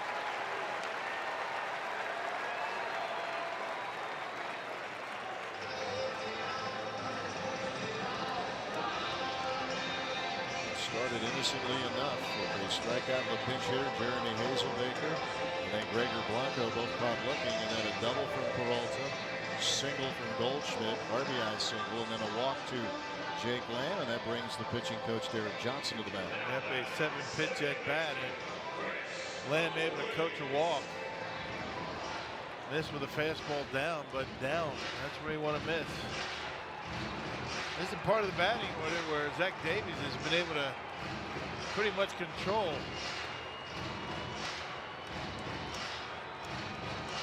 He will face Chris Owings, and he has gotten a couple of ground balls off the bat of Owings, both to Orlando Arcia.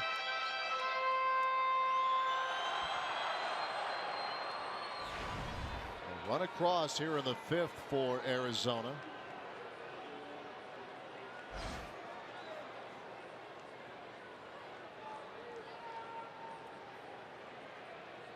You see the base runners, Goldschmidt at second, Lamb at first. Owings, who has driven in 36 runs this season, RBI opportunity now. Curveball is foul.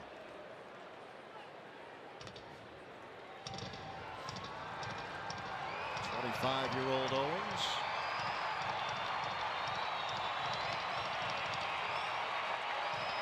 First round pick in this Diamondbacks organization back in '09.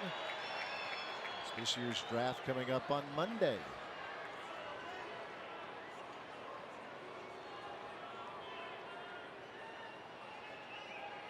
Pick-off attempt, and that's pretty good work by VR. Throw the third base side of the bag. Just trying to keep it close in the event of a base hit. Might not score.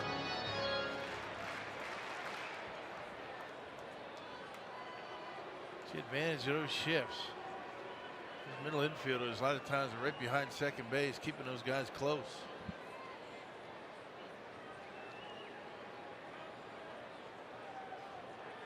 One pitch to Owings.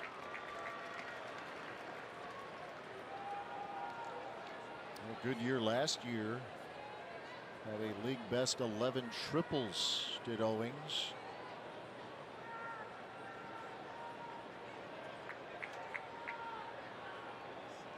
A ball, a strike.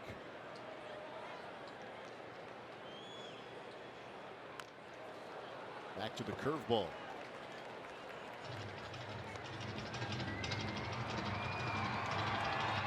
So this was a much used bullpen for Milwaukee yesterday. Only Jared Hughes and Corey Knebel were not called upon yesterday afternoon. Now there's a 9-man pen with the addition of Josh Hader today.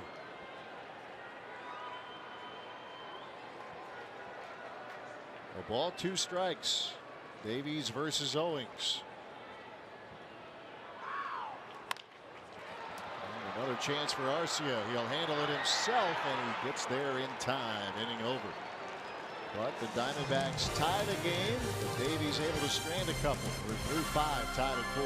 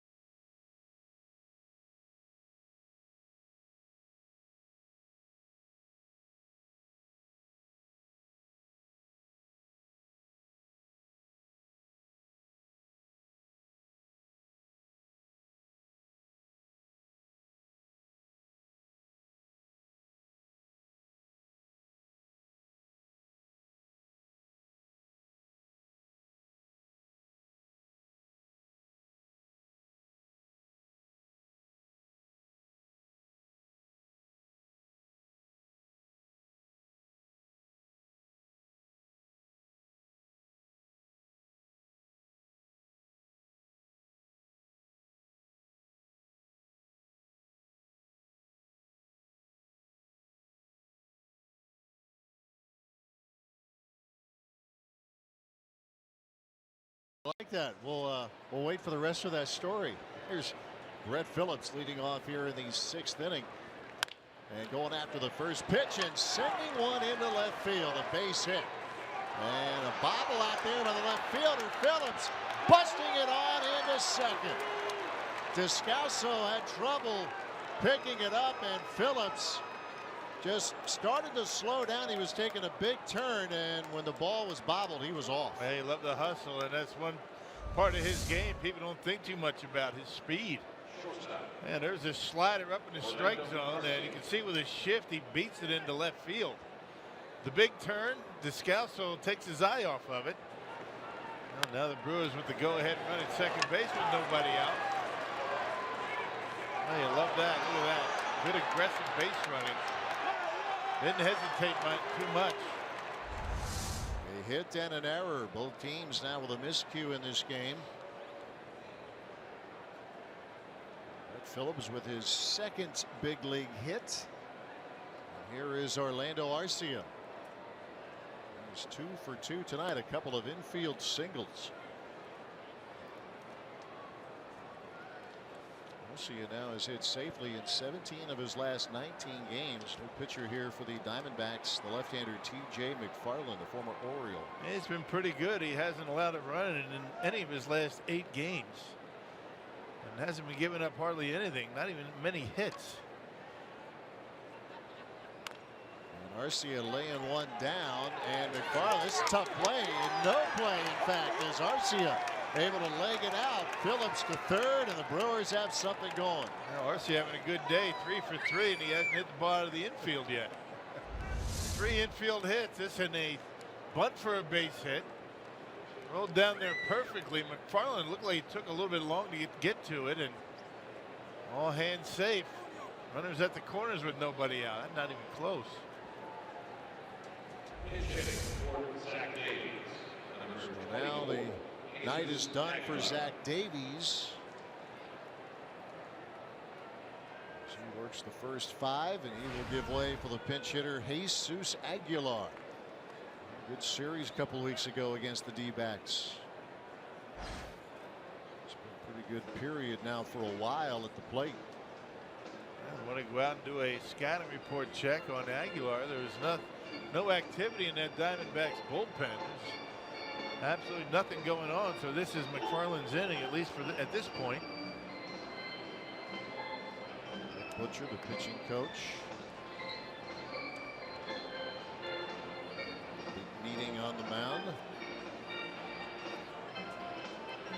Good chance here for Jesus Aguilar. Aguilar had a double yesterday afternoon. Yeah, Aguilar hitting .341 against lefties. You like this matchup.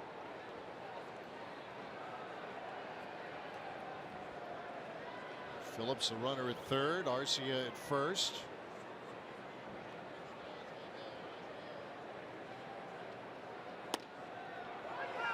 And strike to Jesus.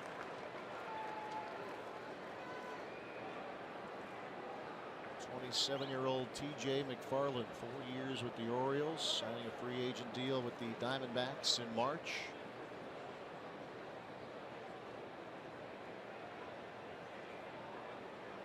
Strike pitch coming.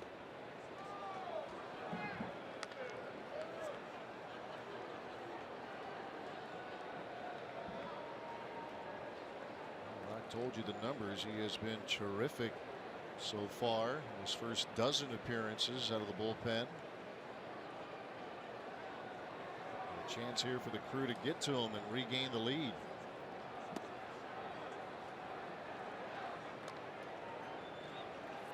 Becomes a bullpen game. Down and in. And now Aguilar has the count in his favor.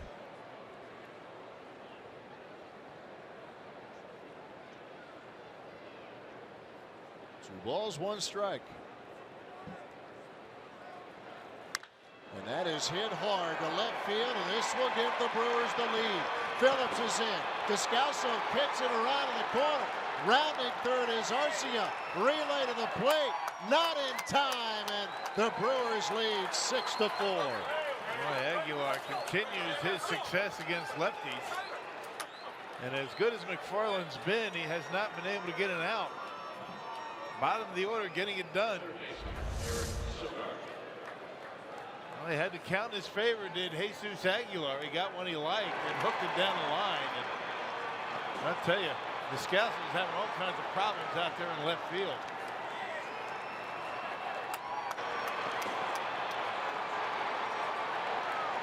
A rough inning for him, and kicking it around allows Arcia to score. Now back to the top of the order, and Eric Sogard.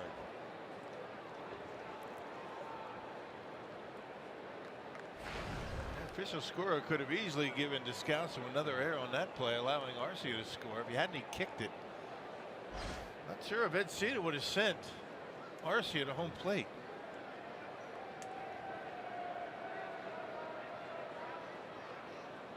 No error ruled there as Sogard a swing and a miss.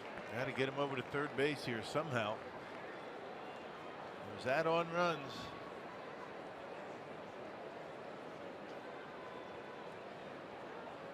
Eddie seeing that Descalso was struggling mightily there in the left field corner and kept the wheels in motion, getting Arcia around, and it is ruled a double. Aguilar will take it. 2-run double, in fact.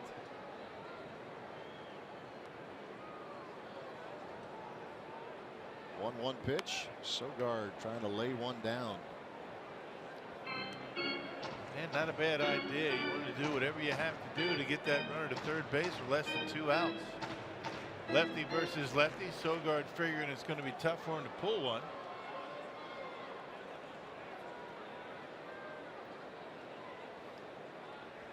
Couple of runs here in the 6th. First 3 Brewers have reached.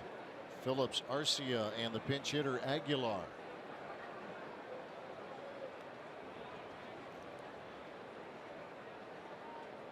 Here comes the 1-2. Strike 3 called. Here's out number 1. Hey, tonight's time of the game winner, the Taj Bar and Grill in Rhinelander, if they call the Brewers by 8 o'clock tomorrow morning. They get 40 tickets to a Friday night game in the Miller Lite Beer Pen. This offer courtesy of the Tavern League of Wisconsin and Miller Lite. Going up north. The Taj Bar in Rhinelander. Guessing you got a good crowd there tonight, right? Friday night? I would think. Little fish fry, little Brewer baseball. There you go. Perfect Friday night.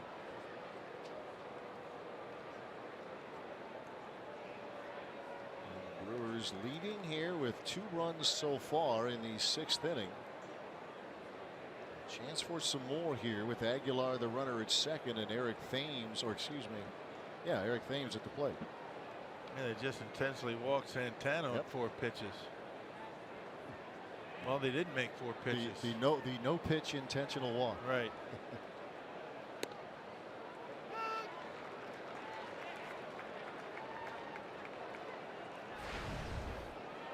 Easier to miss that now when you lock into the tavern of the game. Just put the, we're talking about a fish fry. We forgot all about Santana. We're easily distracted. Right. Fish fry. We're in. Food.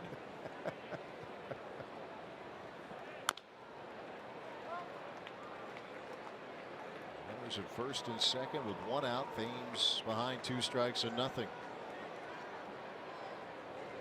T.J. McFarland, one of those relievers, and you see a lot of them now. They could give Torey Lovullo multiple innings. Brewers have gotten to him here so far in the 6th. Delgado working the first 5.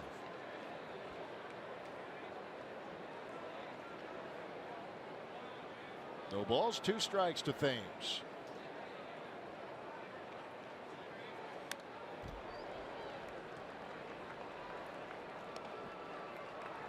Eric got the crowd going yesterday at Miller Park during that bat. He flipped off that elbow pad, that elbow guard. All of a sudden people started getting stirred up. Unfortunately, the chapter didn't have a good ending. He was retired, but you see the big man locking in. Gets him excited at the ballpark. An old school without the gladiator gear.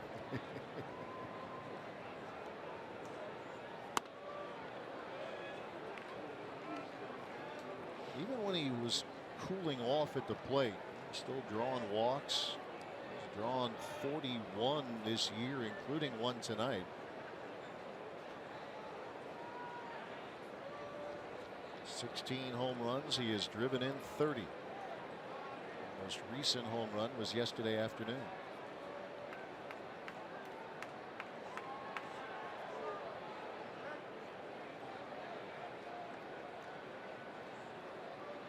Chance for a really big inning here for the Crew. Everything inside the Thames in this at bat.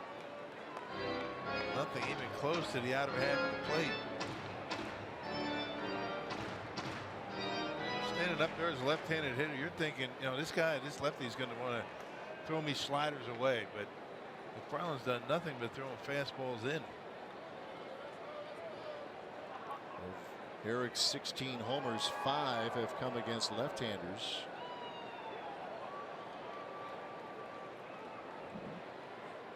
Again, the 1-2. Again, a foul ball. It's been so good whenever he has spoken to reporters, and he had that historic month of April and said, hey, just seeing the ball well, ride the wave. When he was struggling, just ride it out. And yeah, you're going to get frustrated now and then, but the demeanor by and large doesn't change. Just locks in as much as he can. Ups and downs, you got to deal with it the same way.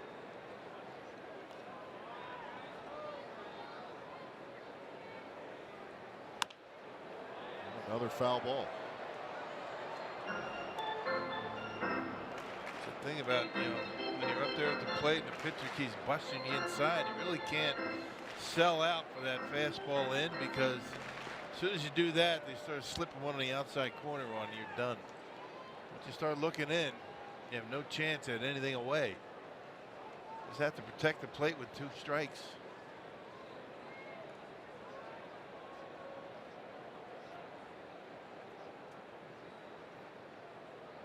Aguilar at second. Santana the runner at first.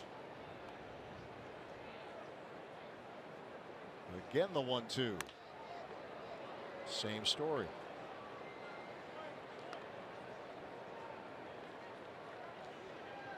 The ninth pitch coming up, and it's a 1-2 count.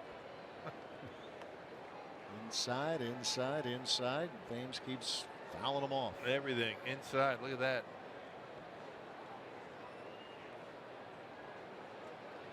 See if a mistake is in McFarland's near future here.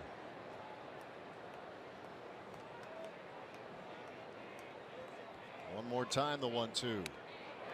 And Thames got a piece. Mathis hangs on, and McFarland wins that battle. Out number 2.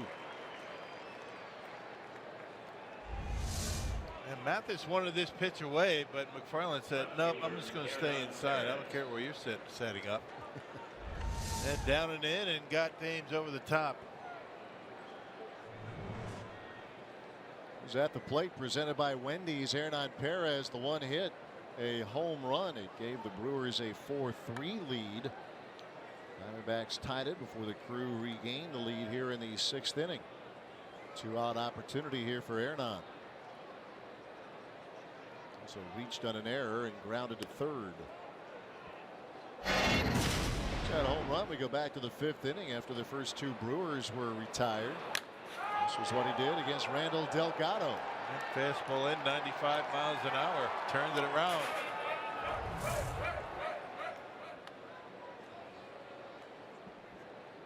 27 RBIs, 8 home runs for Perez. And a bouncer over to first. Goldschmidt. Nice play, and that'll end the inning. But Milwaukee gets to TJ McFarland a couple of runs. 2-run double off the bat of Jesus Aguilar. Middle of the 6th. 6-4 Milwaukee.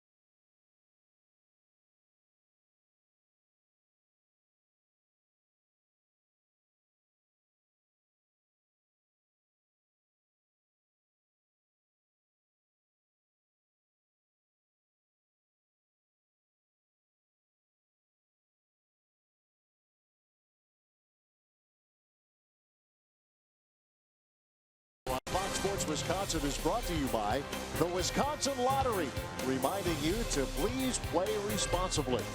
And by Toyota. Let's go places. A little night in the desert here. I think 98 degrees now. 6-4 Brewers lead the Diamondbacks. Bottom of the 6th. Brew regaining the lead. Jesus Aguilar with a 2-run double. Fans liking what they're seeing right now. They watch Zach Davies work the first 5 innings, and now Zach will give way to Jared Hughes in the 6th. And Jared has turned around and had some pretty good outings as of late. A couple of appearances ago, struck out the side. Well, last pitched on Wednesday and had another 3-up, 3-down inning against the Giants. He will face Daniel Descalso leading off the 6th inning. Couple of fly balls from Descalso tonight. One to left, one to center.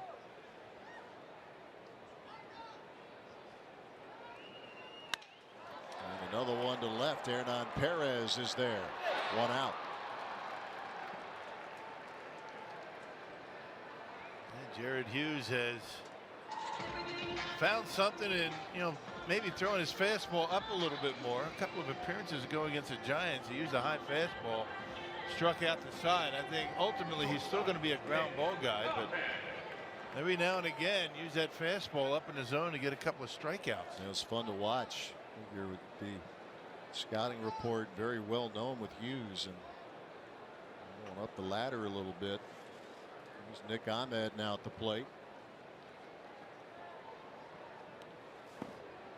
Ahmed a ground ball to first and a ground ball to second. A pretty good outing by Zach Davies, but not able to pitch deep into the game. It'd be interesting if Zach's spot came up in that 6th inning with 2 outs and nobody on, whether Craig Counsell would have let him hit and pitch another inning. Well, a couple of men on, you got to make the move, and it worked out. Jesus Aguilar, the 2-run double. It's the difference right now.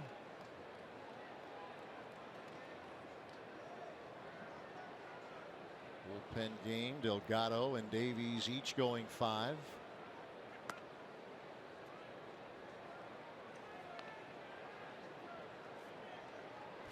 Nick Ahmed has been, like many of his teammates, on a pretty good roll at the plate. 0 for 2 so far tonight, but hitting .364 over his last 9 outings.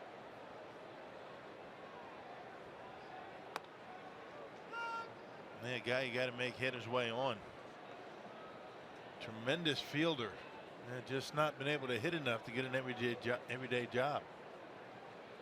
One of those guys you mentioned his work defensively. He scores very well in the defensive WAR stats, among the best in the National League, as he grounds out here to Jonathan Villar for the 2nd out of the inning. Hey, join Fox Sports Wisconsin and the Bucks on Saturday, June 10th. That would be tomorrow, from 12 to 3 at Schlitz Park for their 3rd annual summer block party. Visit foxsportswisconsin.com for additional details. June 10th, that's tomorrow. Yeah, you can erase all that by just saying tomorrow. You think I could? That'd be easier that way? Yeah, I think. Yeah, a little editing. Well, you caught it. Yeah. Days run together, in this business, if you haven't noticed. Day game, night game, no game. That's what those are your 3 days of the week. Right. And hardly ever no game. A rare no game coming up on Monday. Mathis down 2 strikes and nothing. Slider there from Hughes.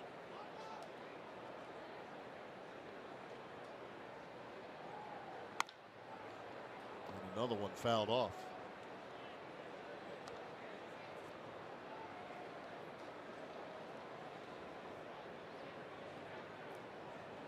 Diamondbacks had but 4 hits in this game. The Brewers with 10.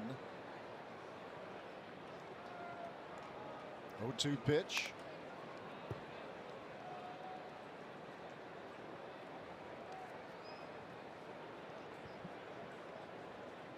Mathis a strikeout and a comebacker to Davies in the 4th inning. Light hitting catcher, but a very, very good receiver.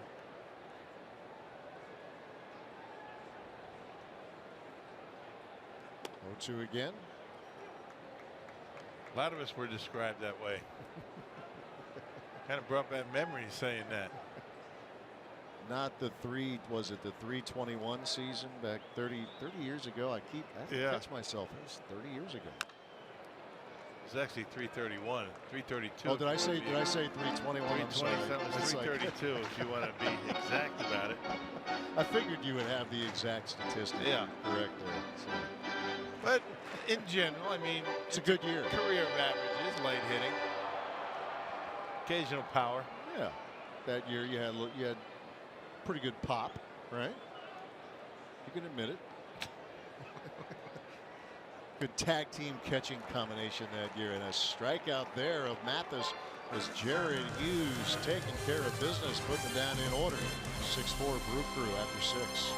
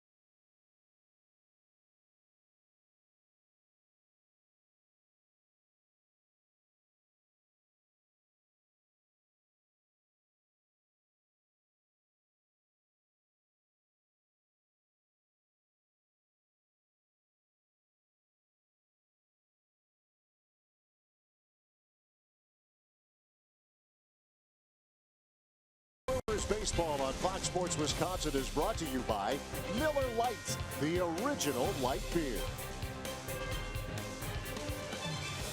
6-4 Brew Crew leading the Diamondbacks as we move to the 7th inning here at Chase Field. Let's check out the minor league reports. Corey Ray, got the draft coming up, you know, pretty highly regarded guy right there. Top pick last year, and that's what he did at Myrtle Beach yesterday. Made the one-hit count.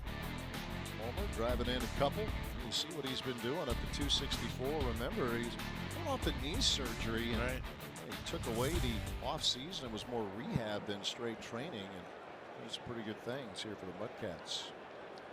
One of a long list of top prospects down in the Brewers farm system.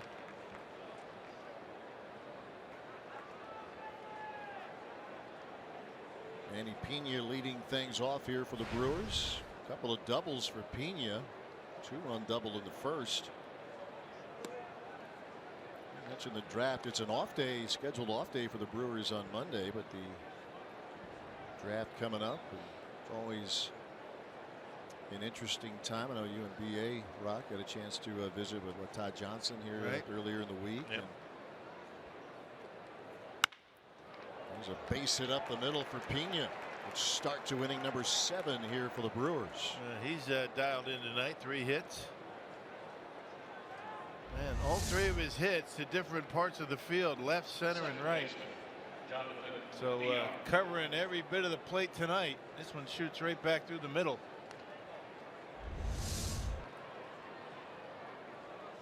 Hit number 11 for the Brewers in this game.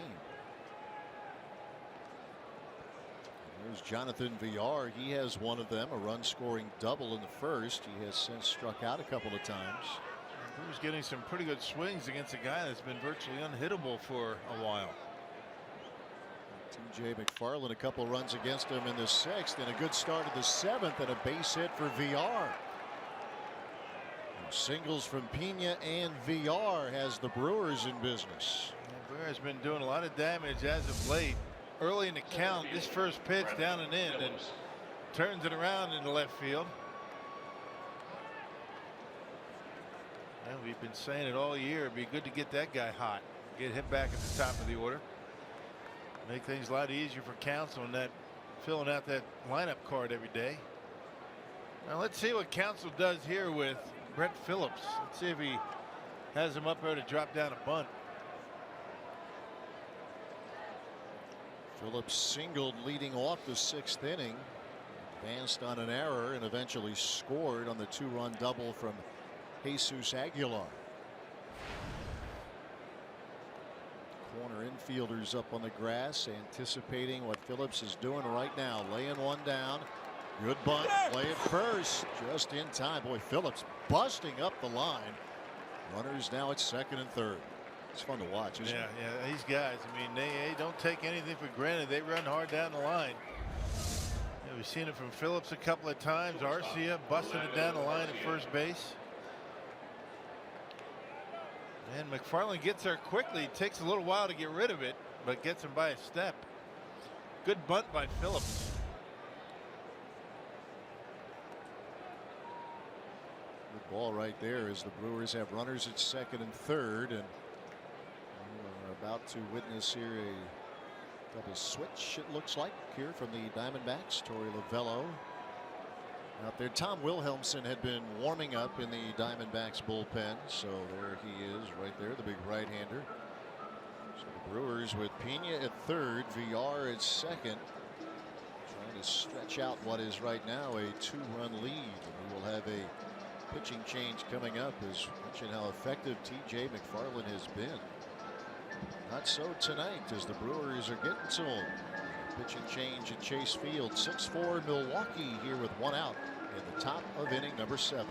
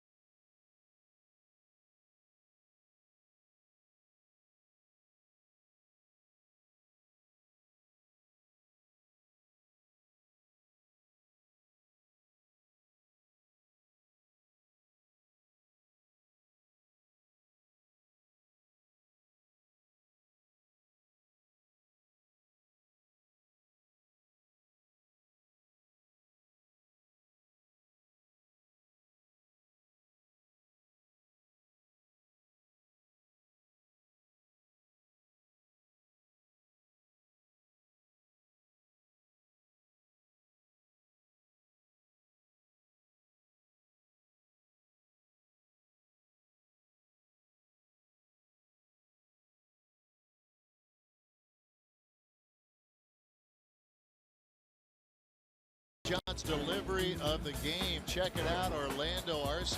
It's going to look like 3 screamers at the box score. That actually was hard hit. A 3-for-3 night for Orlando Arcia. All hits of the infield variety, including this bunt single, his last at bat. Just getting it done, getting on base. Yeah, you can't teach speed, and his speed, the reason why he has 3 hits tonight. Get one out of the infield, it could plate a couple of more runs. Time Brewer draft pick Tom Wilhelmsen now on the mound here for Arizona. Hey, he's a big dude, 6'6", 220 pounds. He spent time with Seattle, Texas. Actually was with Seattle 2 different times. And 27th appearance this year with the Diamondbacks and a 462 earned run average. Double switch. Chris Herman now behind the plate, replacing Jeff Mathis. Herman will lead off the bottom of the 7th for the Diamondbacks.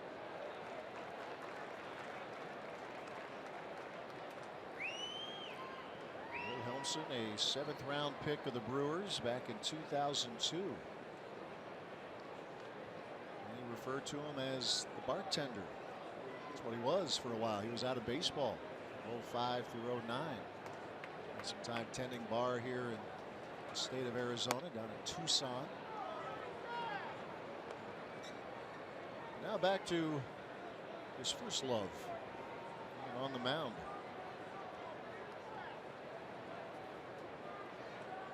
33-year-old.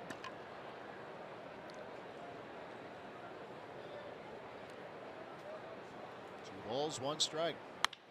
Garcia into right field. Will get a run home as Peralta the catch. Tagging is Pena. And that's a hard RBI fly ball off the bat of Arcia. VR moves to third. The Brewers extend the lead. Now 7-4. That's a nice at bat right there for Orlando Arcia, taking this pitch. Slider away, hitting it deep and up in the right field to plate Pena.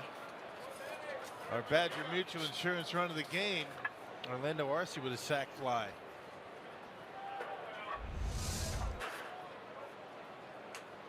Good productive out there. VR advancing to third.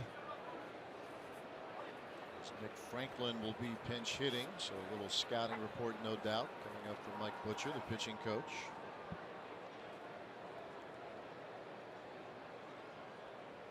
So that run will be charged to McFarland, and his ERA was .52 through his first 12 outings, with the Brewers with a couple of runs in the 6th and one more here in the top of the 7th.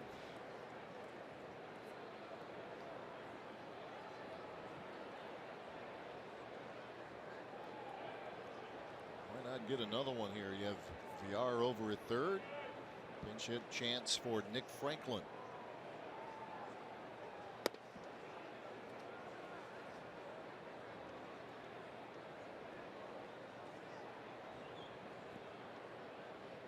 And Franklin's had pretty good success from the left side of the plate.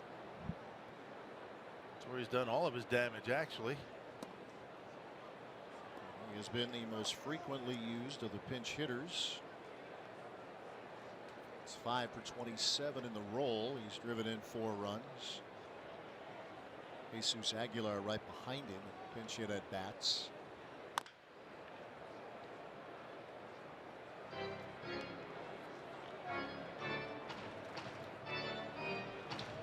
The Brewers getting it done early this inning. Singles from Pena and VR. Sacrifice bunt from Brandon Phillips. Brett Phillips. Brandon's with the Atlanta Braves. There's a base hit to left for Nick Franklin. Run scoring single as VR is in. It's now 8-4. Well, pinch hitters getting it done tonight with 3 RBIs. Aguilar, now Nick Franklin able to take one to the opposite field. Good piece of hitting, and the Brewers putting on a show here in the last couple of innings. That's a good piece of hitting on a pass ball away, right over the head of Lamb and into left field. We've talked about the Diamondbacks scoring with 2 outs in the last couple of games. The Brewers are getting some work done with 2 outs here tonight. A lot of work done, as a matter of fact.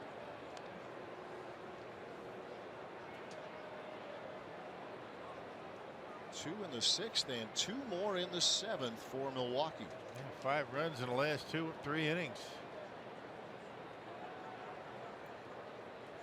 To the top of the order, and Eric Sogard.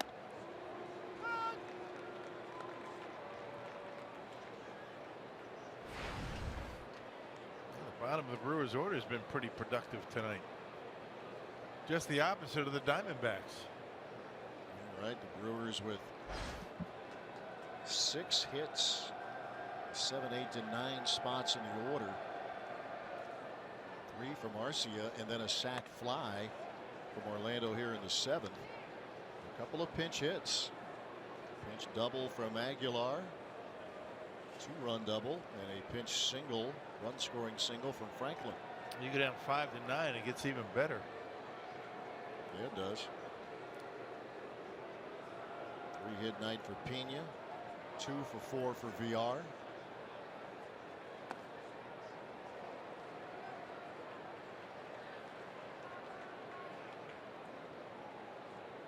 It's another part of this success of the Brewers.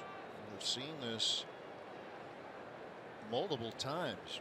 The lower half of the order comes through. It's happening again tonight.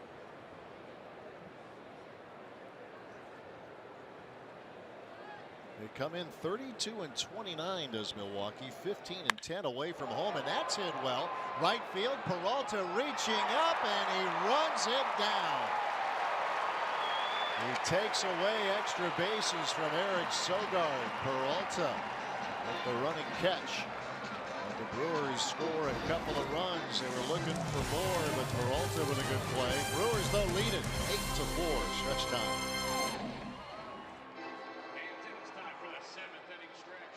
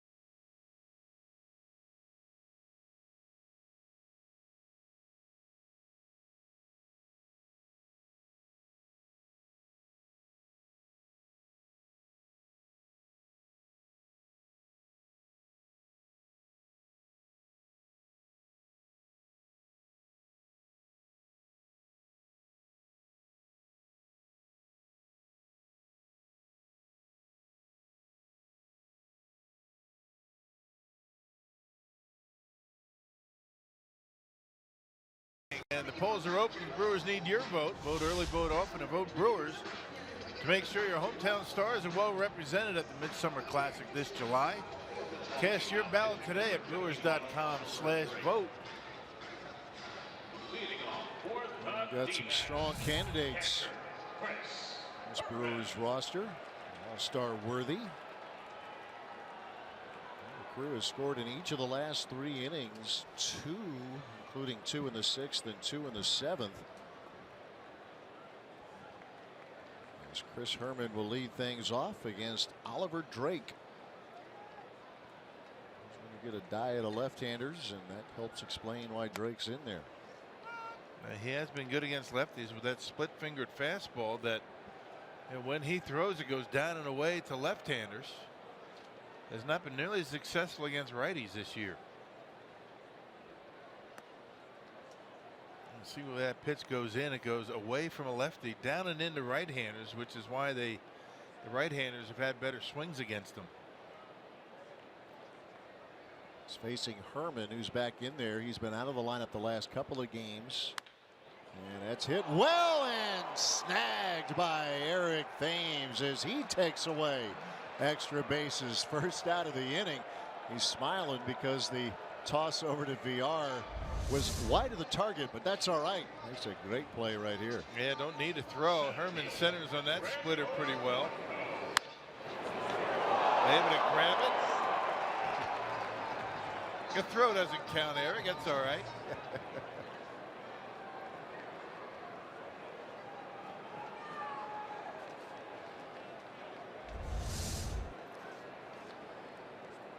One out. Top of the order, Gregor Blanco. That 29th appearance for Drake. Back-to-back days. He pitched yesterday against the Giants. A scoreless inning.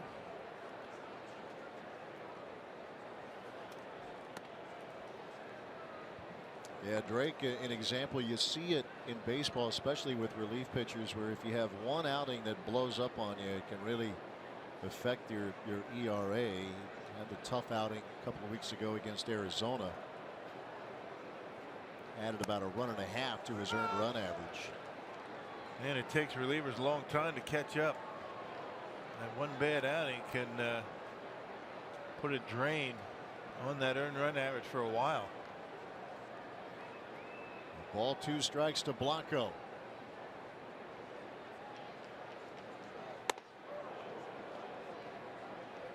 Blanco reached on an error in the first inning and scored. Walked in the third. Took a called third strike in the 5th. Zach Davies went the first 5. Jared Hughes a 1-2-3 inning in the 6th. 2-2 pitch. Buzz in the tower here. For a moment, like Blanco was staring him down. I mean, really? Not that close. Look at Blanco. Look a little bit upset.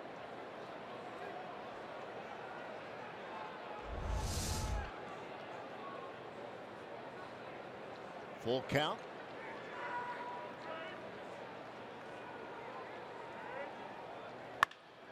And that's hit well and to the gap in the right center field.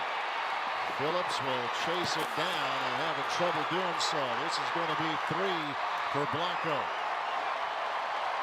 1 out triple to center field.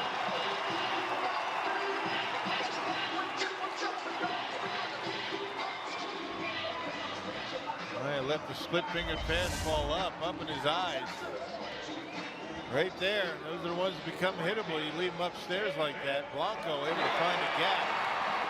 That's a big outfield out there. That's 3 or 413 out there in center field, and Blanco an easy triple.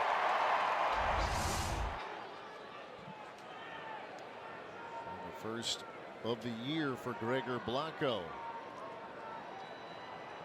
There's Peralta. There's Jacob Barnes getting loose for the Brewers. Called upon. It'd be a big bounce back opportunity for Barnes. A rough 10th inning for him yesterday afternoon.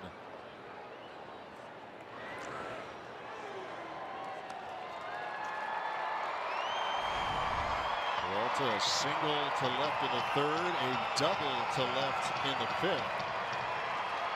Scored on a Paul Goldschmidt single.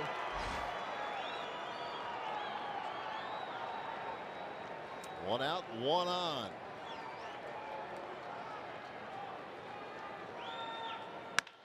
Back up the middle. This will make it a 3-run game. Peralta with an RBI single. Blanco is in. It's now 8-5. They had 3 hits today for David Peralta. A fastball that leaked over the heart of the plate back into center field. And now the trouble part of the batting order coming up. Goldschmidt, Lamb.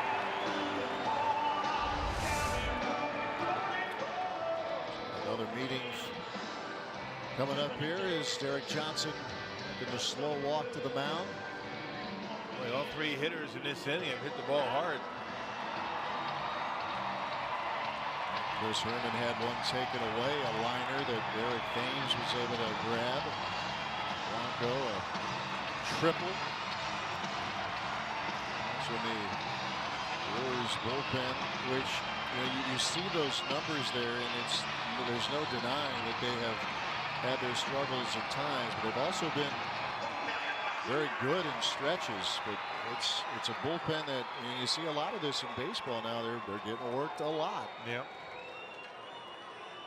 Just don't see starting pitchers go much beyond 5 innings in many cases. And in the case of tonight, Zach Davies went 5. Always does come down to the bullpens. Just about every night and early. Brewers got to Arizona's bullpen here tonight. Now the Diamondbacks trying to do the same thing to the Brewers pen.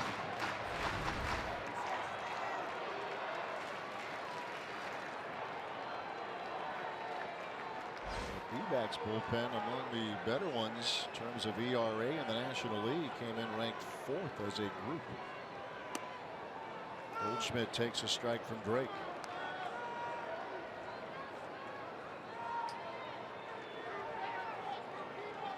Well, the Brewers have used the 2nd most relievers in all the National League. Only the Mets have had more appearances by the relievers this year. That's hit well to center field. A base hit. And now the tying run will come to the plate. Nothing but hard hit balls against Oliver Drake here in the bottom of the 7th. Now this guy, Paul Goldschmidt, I mean, it's one line drive after another.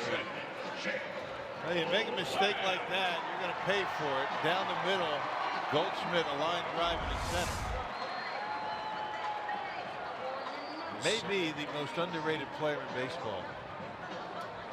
Yeah, I would agree. And as this Diamondbacks team pushes through this season, if they can stay in first, more and more people are going to know about them.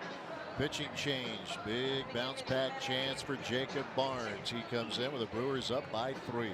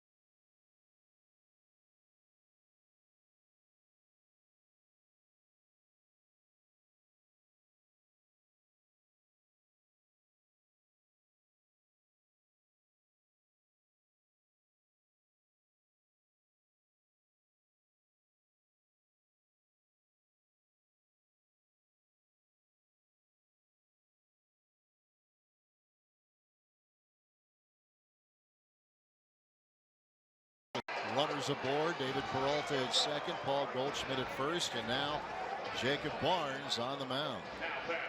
That was 3 days in a row for Barnes. He got roughed up yesterday. 4 earned runs, did not retire a batter, gave up 5 hits. But before that, had an earned run average of .71 over his previous 12 appearances. And Jacob leads the National League in appearances out of the bullpen with 33. And he will face Jake Lamb.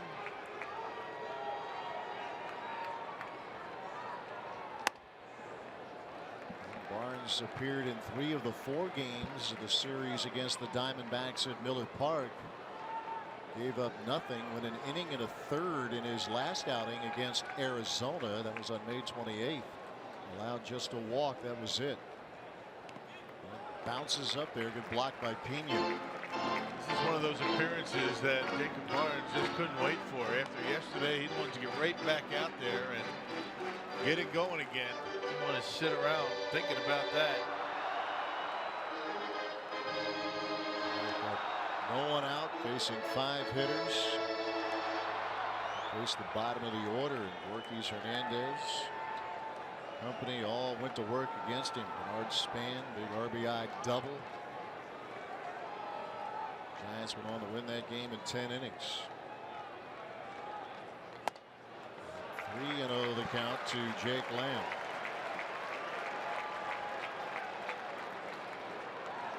To Rock's point, there you go. Corey Knebel not far behind. Knebel did not pitch yesterday. You see 3 of the top 5 in terms of appearances wear Brewers uniforms. 3-0 pitch to Lamb. Nothing wrong with the velocity. 97 with a fastball for Barnes. Again, pitching 3 consecutive days.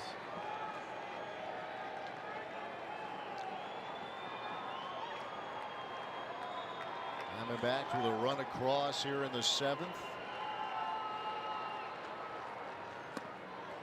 And the bases are loaded with 1 out.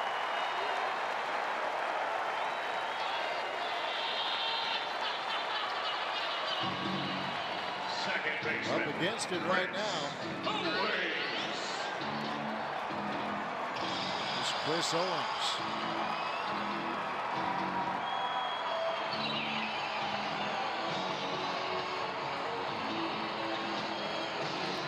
Extremes with Barnes. Couple of very effective stretches this season, and times where the struggles have been significant. Chris Owens has grounded to Orlando Arcia 3 times here tonight. See if we can do it a 4th right here.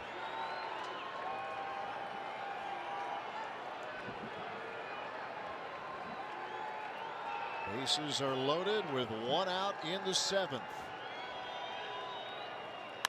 And there's a fly ball hit back into deep left field. Perez with room at the track for out number 2, but Peralta will tag. All runners move up. Peralta is in, and the Brewers lead is down to 2. When that ball left the bat, I think Jacob Barnes might have thought he'd given up a grand slam. That ball was hit pretty well. And it carries well here. And fastball down and in. Owens not sure, but takes Perez way back out to the gap. Now midway on that warning track. Hauls it in. 1 run in. Didn't miss it by much.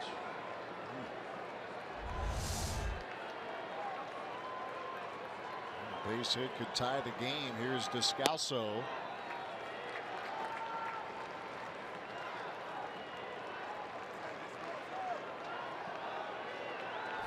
Three fly balls off the bat of Descalso tonight.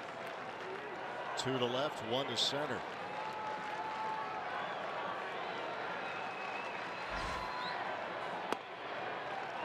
Strike in the corner, leaving the count.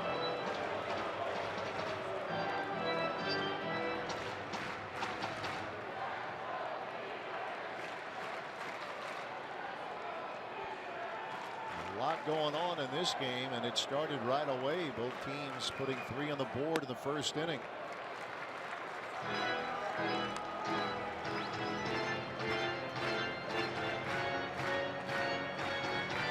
This inning started after a line out off the bat of Chris Herman. A triple from Gregor Blanco. RBI single from Peralta.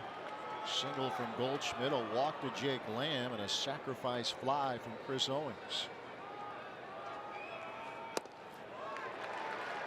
3-1 to Descalso. They hadn't been able to throw that cutter for strike tonight. But the good news about that, he's leaving it down, not hanging it.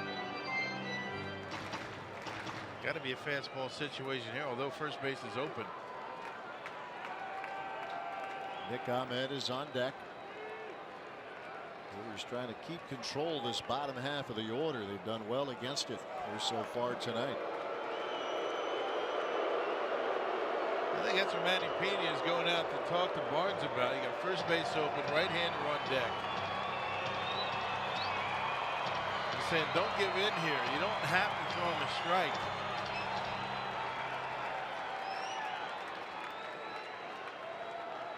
For the Brewers, it's largely been the bottom half of the order getting it done. Top half for sure tonight for the Diamondbacks. 3-1 to Descalso. Bases are loaded.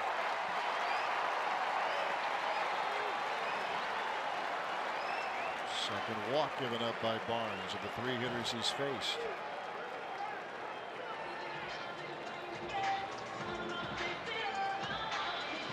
They'll bring DJ out once again. Derek Johnson. Yeah, this is basically a trip out to the mound just to give Jacob Barnes a breather.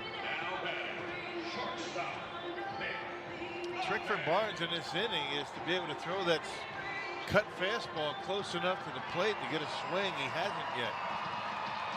He's been missing down and away and forced to come in with a fastball.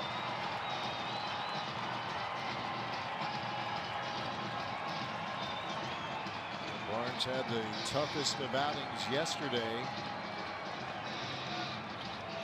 A couple of walks, a sacrifice fly here against Barnes in the 7th. He'll try to leave the bases loaded. Nick Ahmed, 3 at-bats, 3 ground balls. And you see the base runners for Arizona. There's a 4th ground ball. Comebacker to Barnes. He'll handle it himself. And that will end the inning. And the Diamondbacks, though, fighting back, getting a couple of runs. Barnes leaves 3 stranded. 8-6 Milwaukee.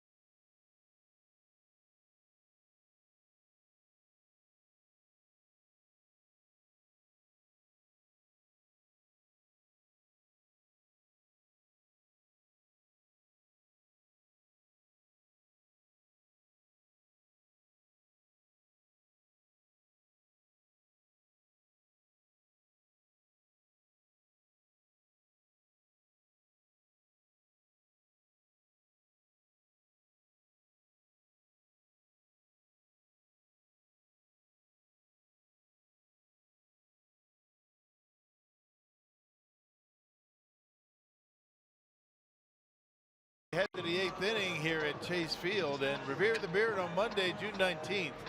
Brewers take on the Pirates, and all fans in attendance will get an Eric Danes Revere the Beard t-shirt, courtesy of BP Come On Back Club. Tickets start at just $6 at brewers.com/highlife. Veer the beard, like it. Eric Thames will hit seconds here in the top of the 8th. Domingo Santana will lead things off. Domingo got things going here tonight. A double. That began what turned into a 3-run first inning. A broken background ball to Jake Lamb. That flies out to the edge of the outfield grass. Santana retired out number 1. Or at least half of it. And a two-seam fastball from Wilhelmsen, and eat Santana up inside. That's all that's left of that bat. Just holding on to the handle.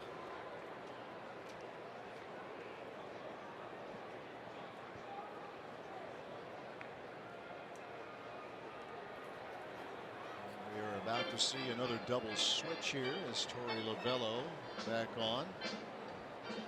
So the night is over for the bartender, Wilhelmsen. Wheels turning. Both sides, the Brewers with an 8-6 lead. 1 out here in the 8th inning. There's a pitching change coming up at Chase Field. We continue. 8-6. Milwaukee leads Arizona.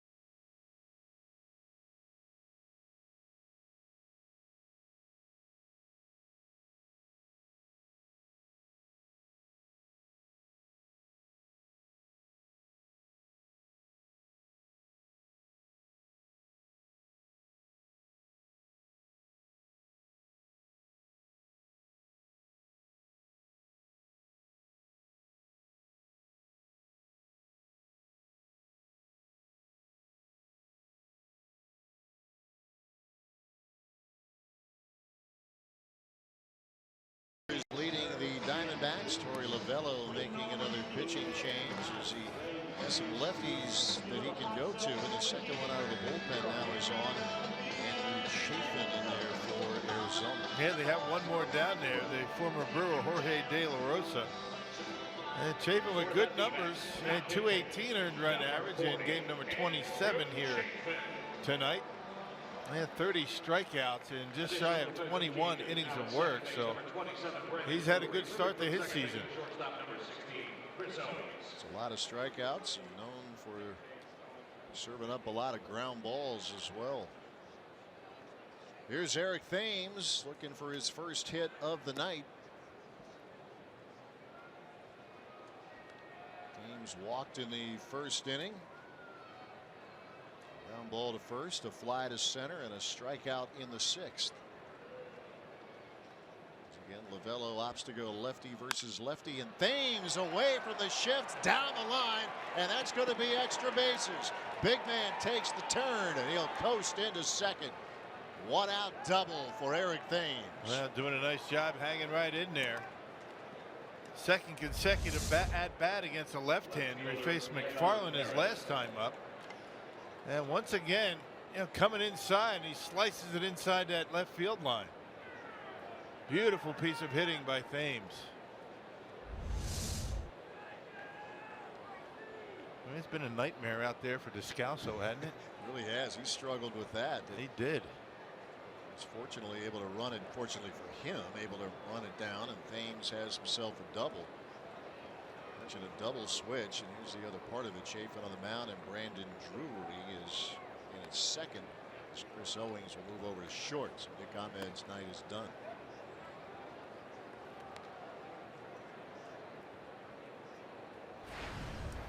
Hernan Perez, his one hit, a big fly. It was in the 5th inning. Well, one of those games where you can't score enough. It was an 8-6 ball game.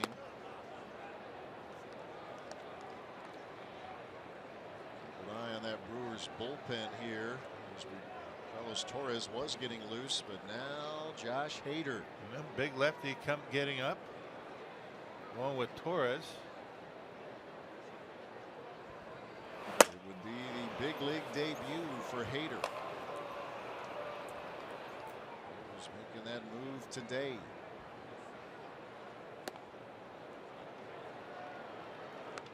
So Perez can drive in a run, and if Josh is going to make his debut, give him a little more of a cushion. We'll see double barrel down in the Milwaukee bullpen. And bottom of the order coming up, 8 and 9 coming up, and then all those left-handers. I'm going to walk Perez here. Intentional walk to Hernan and Manny Pena. That's an interesting move there. A little calculated risk because of what you're seeing right there. The numbers for Manny tonight: 3 for 4, a couple of doubles. Setting up a double play chance. Diamondbacks don't turn many. 3rd fewest in the National League.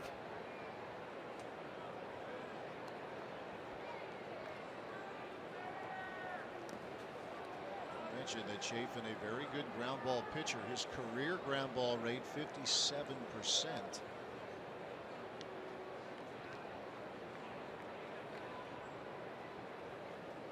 First round pick was Chafin 6 years ago with his Arizona organization. 1-0 the count. Aims the runner at second, Perez at first. This is in the air to right field. On the run is Peralta. Out number 2.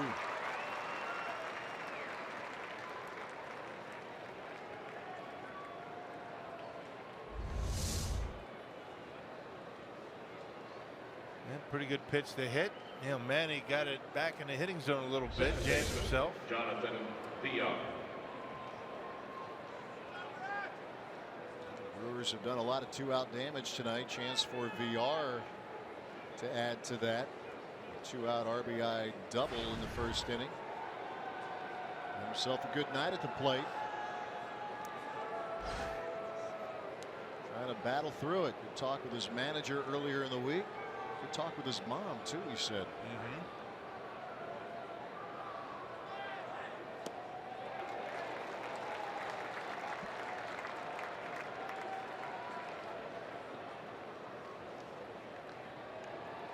See what Villar can do from the right side. He's hitting 172 from the right side of the plate this season.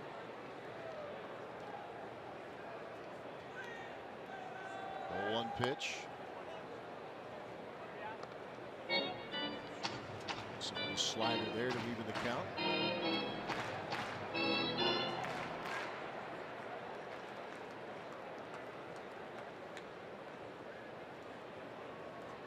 Trying to stretch this lead again. 2-run advantage here for Milwaukee in the 8th inning.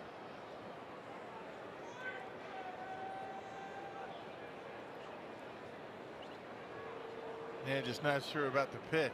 I think Chapin wants to have a chat. And with Herman, I mean, he did the inside move, not trying to get Thames, but he just didn't like the pitch that was called. Changing up the signs, maybe. Thames has been out there a while. There's certain guys, certain pitchers, real paranoid about that. And you're right, he has been out there a while. 1-out double.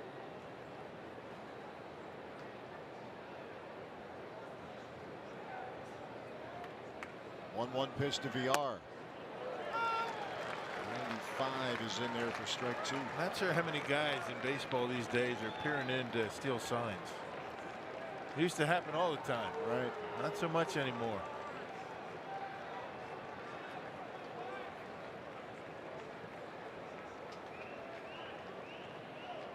Ball 2 strikes to Jonathan VR.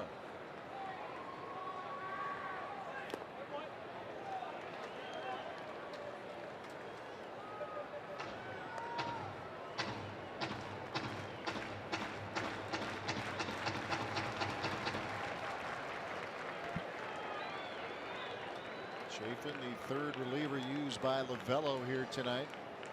The starting pitchers long gone. Delgado and Davies each worked 5. 2-2 pitch. Now a full count to VR. Bottom half of the order has been big for the Brewers here tonight. And runner's going to get a head start. 3-2, 2 outs. Outfield for the Diamondback backs up a little bit.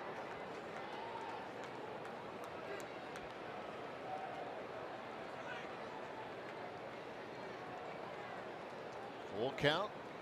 Thames at second. Perez at first.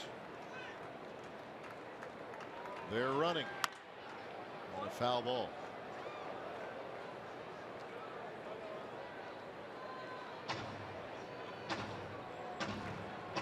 Talk about a guy trying to really get back on track offensively.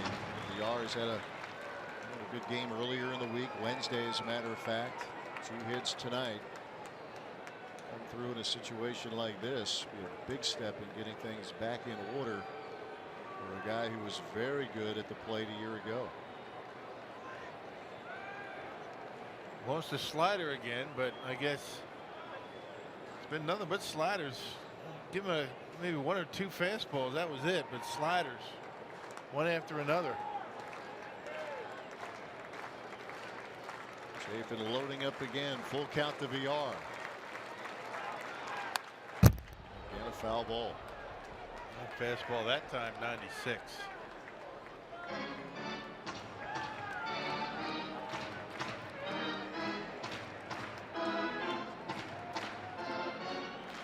Chafin, 26 years old. Played his college ball at Kent State. As did Travis Shaw, as a matter of fact. 3-2 the count. One more time. That is strike 3 call. Brewers strand a couple here in the 8th inning. As Chafin catches VR looking. Thames stranded at second. Perez at first. Bottom of the 8th. Brewers up a pair.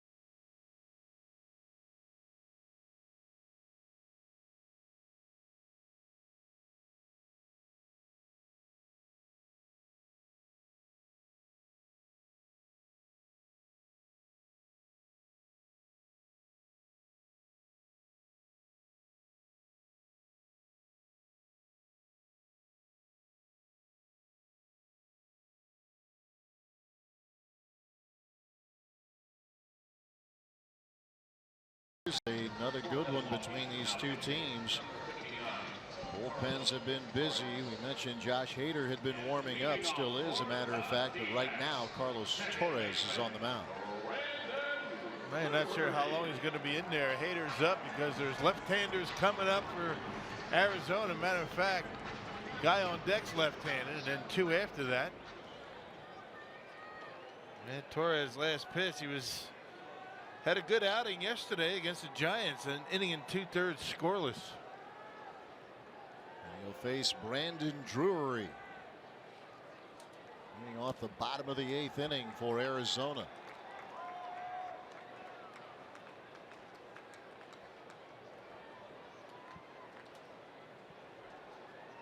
Drury, another one of those Diamondbacks, loves hitting in the home ballpark. He's hitting .370 this year at Chase Field. He's 5 homers overall. He's driven in 22. Going the other way, right field. Santana off to watch it bounce over the wall. A ground rule double. That's how the 8th inning starts.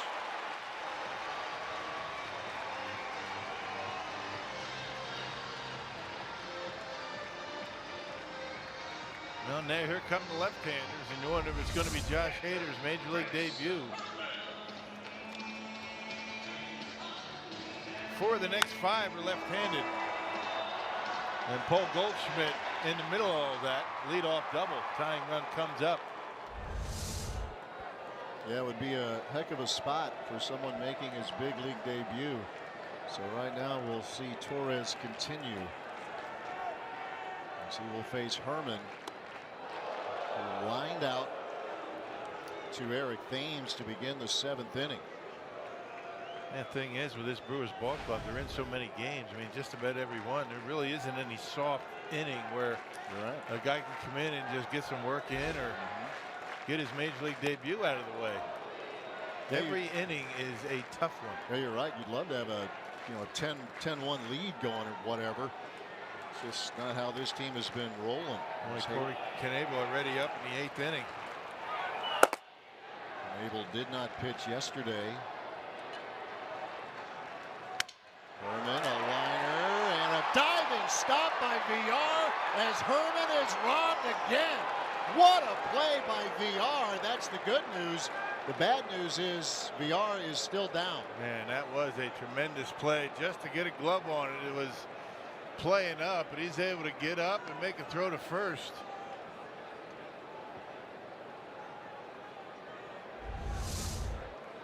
Oh, this is outstanding. Look at this. A one hopper, fully stretched out. Gets up, makes the throw, and not sure exactly what the problem is with Jonathan. Maybe something here on the throw. I don't know. Tremendous play to get the out, and it's a big one.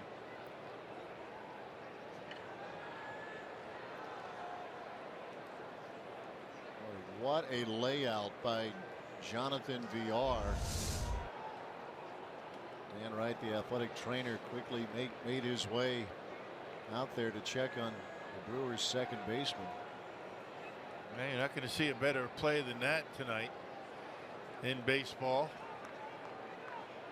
Saving a run for the time being, and more importantly, getting it out.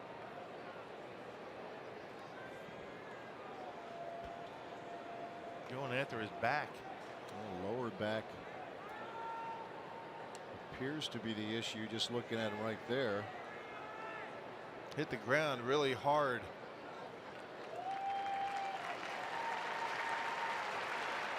Oh, what an effort. That was just an outstanding play. The question now is, can VR continue? Well, if not, you probably bring Perez from the outfield to the infield and throw Broxton out there if he cannot. The advantage of having a guy like Perez, you can play him anywhere.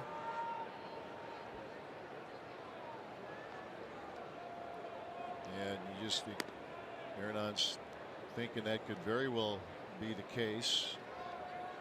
Remember, the Brewers are playing with a 4-man bench here, and that's been the case for a while. And they've already used Nick Franklin, a guy that can play infield, outfield. Aguilar's gone. He pinch hit. I'm not sure how he's going to be able to continue. Starting to get up, and now you see that he's still not getting up.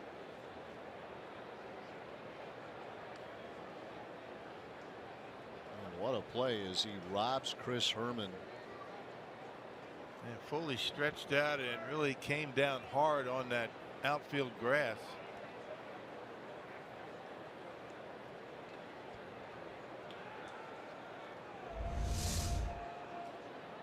Watch how high he is in the air, and bang, right down hard. And he was reaching for his lower back.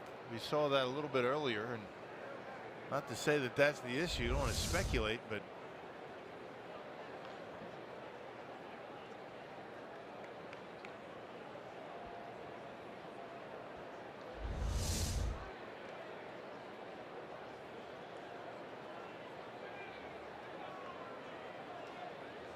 had the presence of mind, even though he wasn't feeling all that great. He was hurt, able to get up and make a throw to first. It's all about instincts right there. And they're going to bring out the cart for VR. In the meantime, Keon Broxton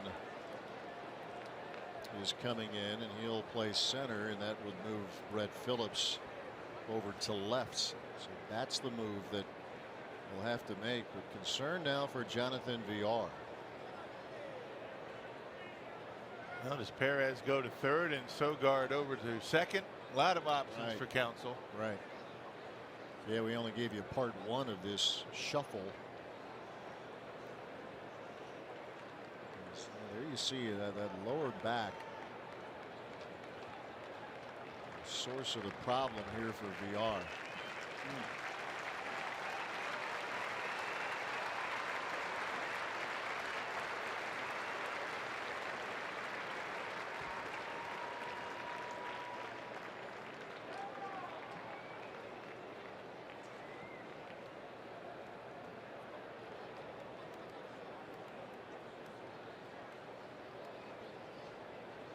Just can't get comfortable. Yeah, just no matter what he does, lying down, sitting down, standing up, none of the above is working.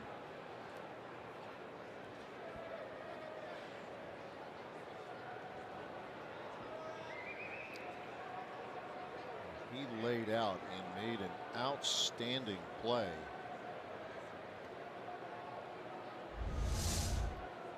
Gets hurt in the process. I mean, how you have, as you mentioned, the presence of mind, and you're already hurting to make that throw, the strong throw that he made. Yeah, ball instincts. I mean, it's adrenaline at that point. Gets up,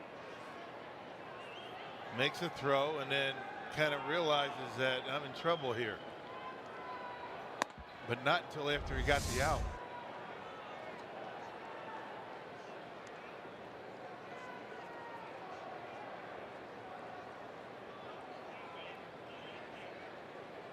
Get VR inside and get a better idea of what's going on.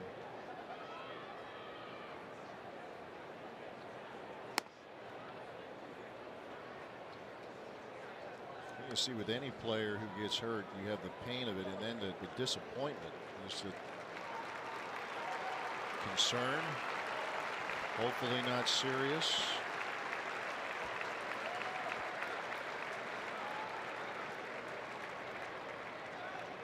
A lot of discomfort, very obvious in the face there of Jonathan VR.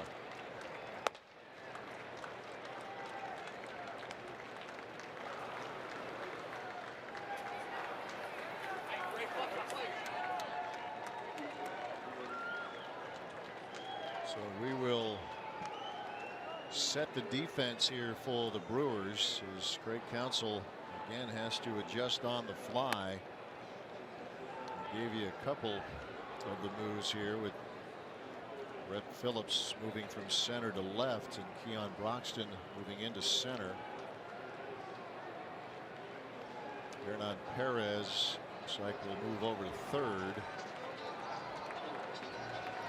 Rock, as you suggested, one more move there with Perez at third. Eric Sogard will move over to second. Here's Broxton in center. Here it is. Now There's batting, the new center lineup fielder, defensively. Gregor Blanco. Well, Jet Bandy left on the Brewers bench. So there you go. It's Phillips over in left. On that ground out, by the way, Drury advanced to third. Here's Gregor Blanco, who tripled off Oliver Drake in the 7th inning. Got that 2-run frame started after a line out off the batter Herman. Herman's been robbed twice in this game. That's what happens when you're struggling. Herman now 0 for his last 25.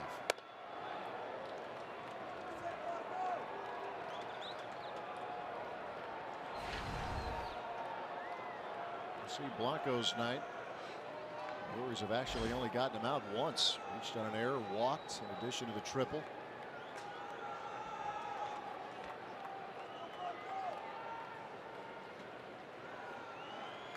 Torres ready with a 1-1.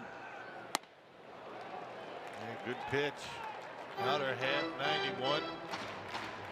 Brewers with the infield back up the middle, and even with the bag in the corners.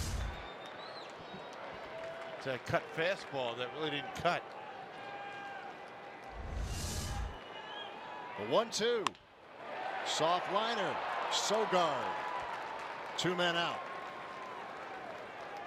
Defensive changes this inning. They got 2 outs. Corey Knebel has been loosening in the Center bullpen. field, number 23, Keon Broxton. You bring him in here, you wait for the night. Brett Phillips. Moving from left field to third base, number 14, Hernan Perez. And Here comes Craig. base to second base, Make a number move 18, right now. Aaron Another Sogard. pitching change coming up. So Knebel and Cater, they're going to go with the right-hander. Looks like. Not sure how you can go double switch here. Yeah, But they are. the same thing. Yeah, But they are. Jet Bandy's coming in. That empties the bench. He's out. Coverage bare, Craig. When he walked over to Nick Lentz, going, really? Okay. A double switch it is. We'll see Knebel, we'll see Bandy, and we'll see if the Brewers can keep this 2-run lead in the 8th.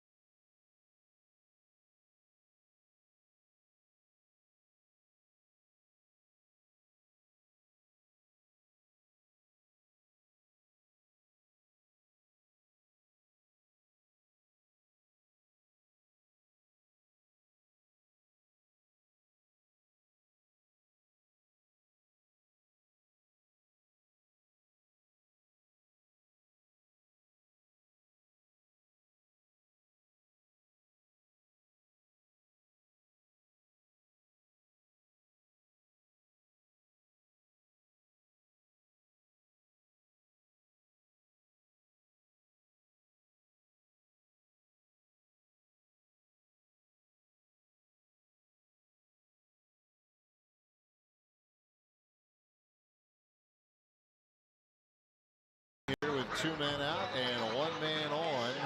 Jet Bandy with a double switch. Now in at catcher. As the bench now empty for the Brewers. There's how it looks. Craig doesn't call it a bench. Position player group, whatever you call it. It's empty. As Bandy is in now.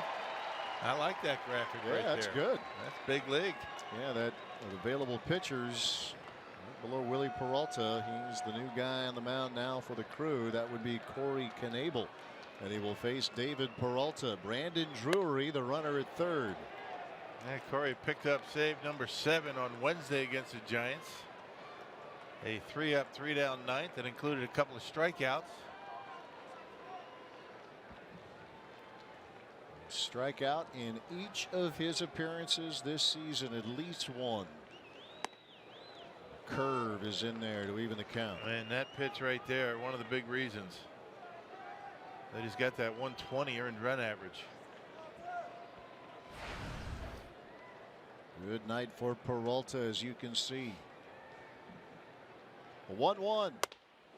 Blow by fastball at 98.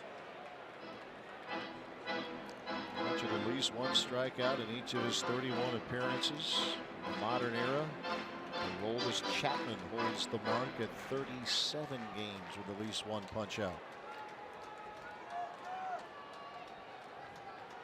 Corey a strike away from getting one here. A ball, 2 strikes to David Peralta.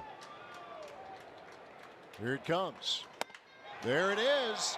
100 on the heat from Corey Knebel. Another punch out for the right-hander. Down goes Peralta. 2-run lead for the Crew.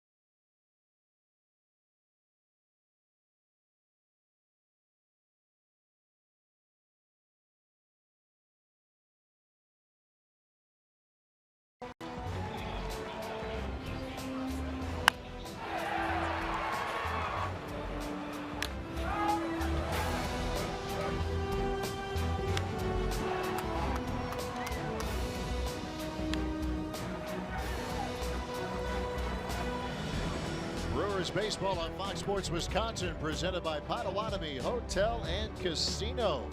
Let the games begin. Move to the 9th inning at Chase Field, an 8-6 ball game. Brewers out in front. Brett Phillips will lead things off here in the 9th inning for the Crew. Andrew Chafin still in there for Arizona. This is probably 1 and out for Chafin here in this inning. Phillips and a couple of right-handers. Phillips with a base hit tonight. Also a bunt, sacrifice bunt.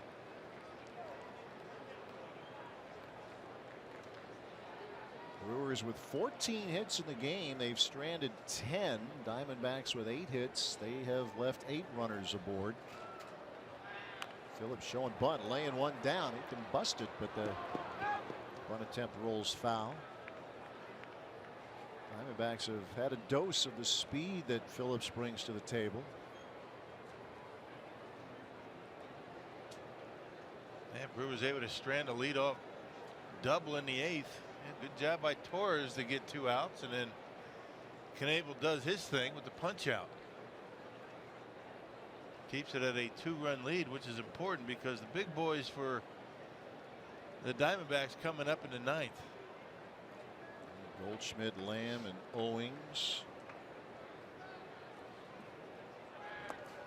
Phillips a swing and a miss for strike 3. Herman secures it. Out number 1 of the 9th.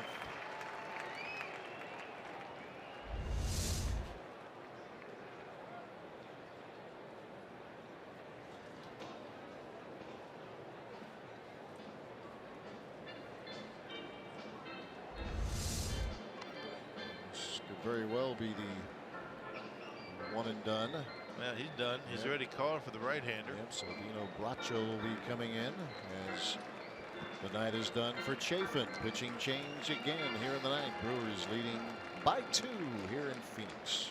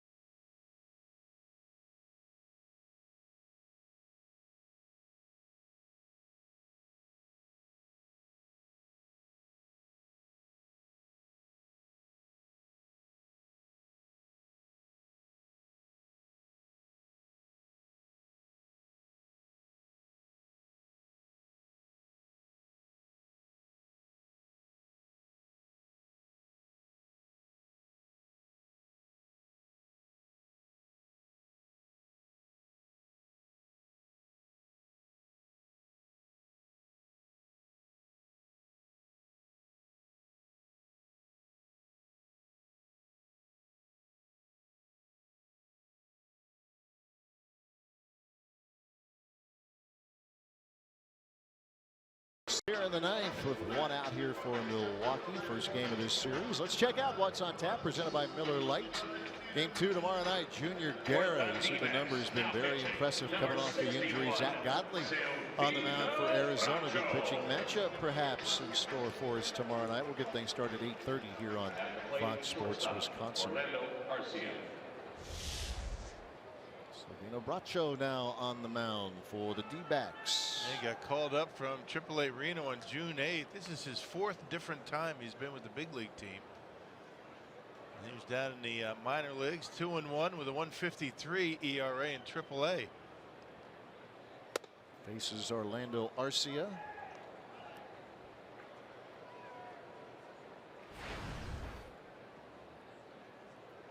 Three infield singles. And a sac fly his last trip to the plate in the 7th inning. This guy had 30 strikeouts in 17 and 2/3 innings down in the minor leagues. Not too shabby. No, bad at all. As opposed to Chafin, who gets a lot of ground balls, Braccio gets far fewer. With a fly ball pitcher when he's not striking people out. The 1-1 goes upstairs there. Arcia chasing and not catching. Kind of a herky-jerky delivery in that last pitch at 95.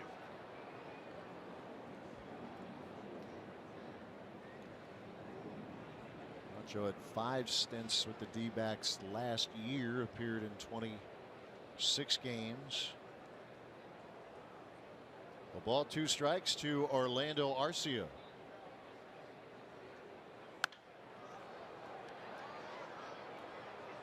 Herky jerky to say the least. Yeah, kind of a little deceptive, and sometimes they go a little bit quicker than others. Just trying to disrupt that timing, and he brings that fastball in there pretty good.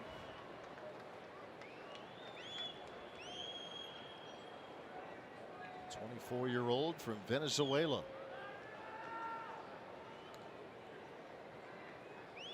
The 1-2. Arcia won't chase. Trip Gibson, the first base umpire.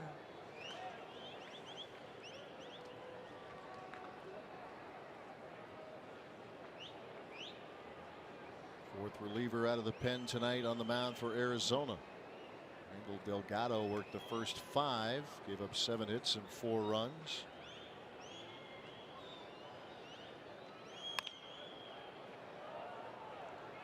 Brewers put 4 more on the board against McFarland. 3 were earned. T.J. McFarland, Tom Wilhelmsen, and Andrew Chafin working an inning each.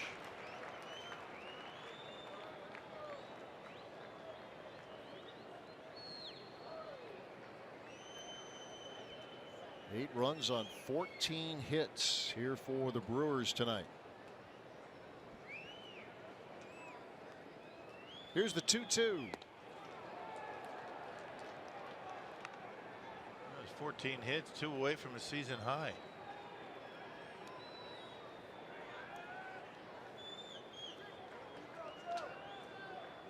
Two very good offenses squaring off again this weekend. Quick rematch a couple of weeks ago at Miller Park, the 4-game set there. First of 3 going on tonight. And Arcia works a walk. 1 out, 1 on here in the top of the 9th. Yeah, 3-2 changeup from the big right-hander out there on the mound. Catcher, Jet Bandy. He's throwing 95, 96. I wonder why you throw a changeup on 3 and 2. Yeah. Fastball's right by him. Good point. Here is Jet Bandy.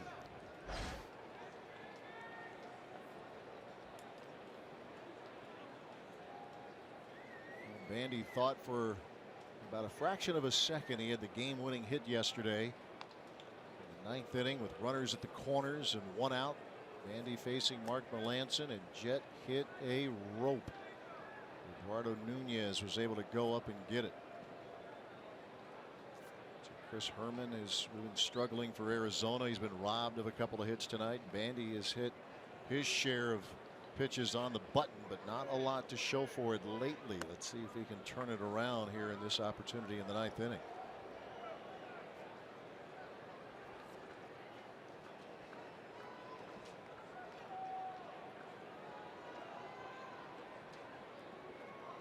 He did homer in the series against the Diamondbacks at Miller Park, went deep off Jorge De La Rosa.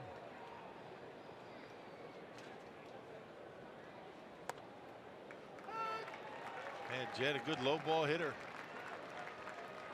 Get one of those change-ups down, see if he can't give it a ride. Count is even. Andy with his first plate appearance tonight, part of a double switch. He came in for Pena.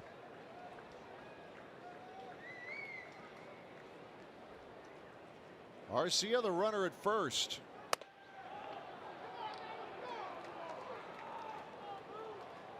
Brewers grinding out some at bats here against Silvino Bracho.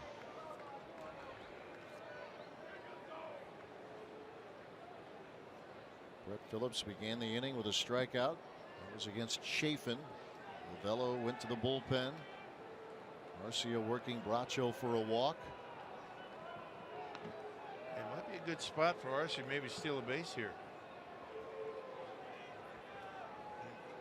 Bandy's got the count in his favor. 2-1, a terrific pitch to run on. You figure it's going to be a strike, and if he throws one, you find a gap and score.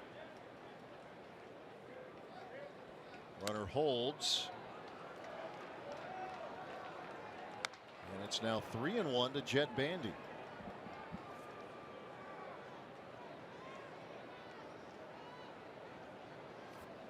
Brewers have done some damage against this bullpen, most notably tonight against T.J. McFarland.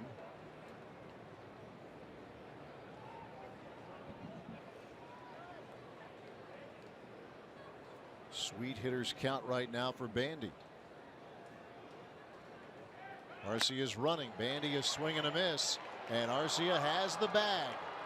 Second stolen base of the year for Orlando Arcia and the crew, with a runner in scoring position and 1 out. Yeah, decent jump, not a great jump. I think a good throw is going to get him at second.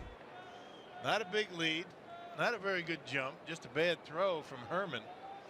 Yeah, good throw. He's an easy out. Credit Arcia with a bag, and now he's in scoring position.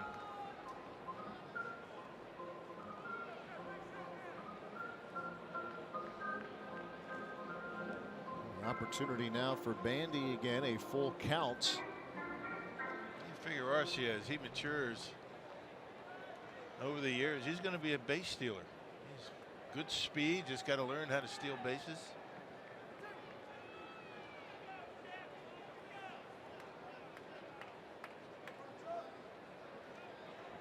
Three balls, two strikes to the Brewers catcher.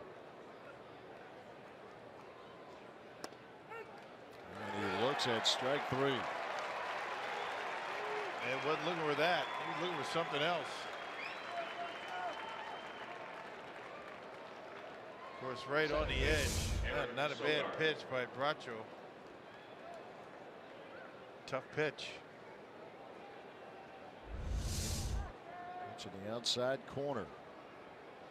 Near the bottom of the zone. Two outs with Arcia the runner at second. Well, Eric Sogard. 0 for 5 tonight.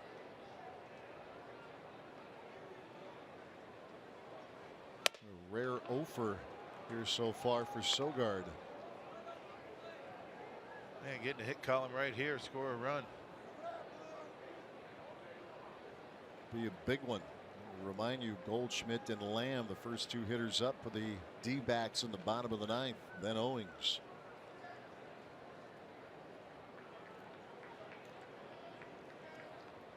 The 1-0.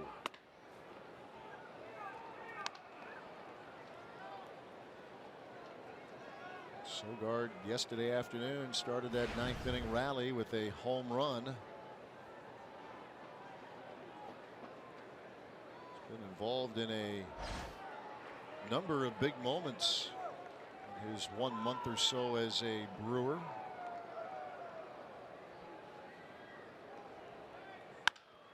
There's a fly ball hit back into center field. Room for Blanco, and that'll do it for the Brewers in the ninth. We move to the bottom of the ninth. Craig Counsell's team leading 8-6.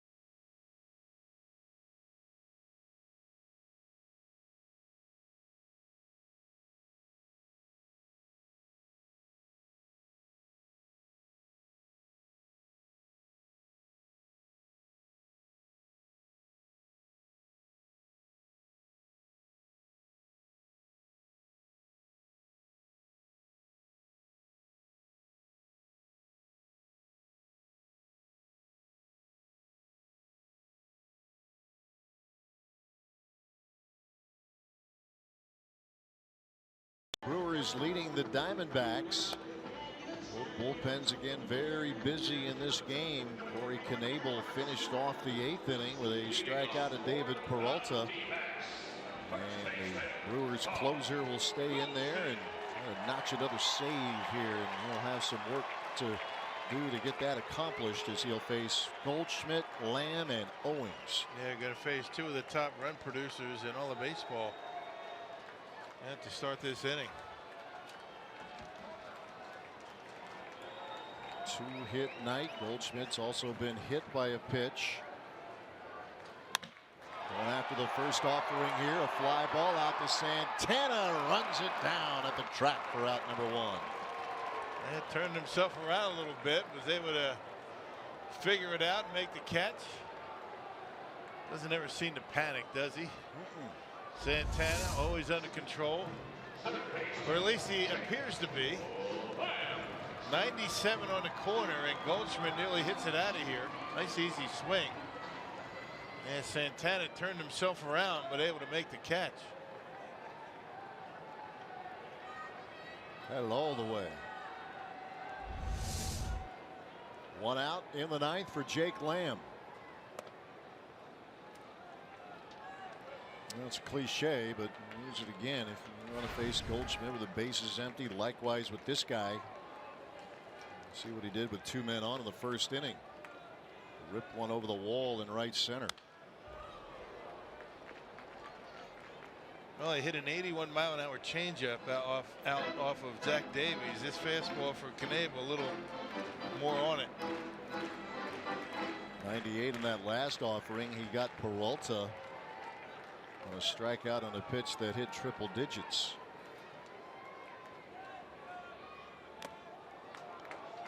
That's right on the edge of it there at 99.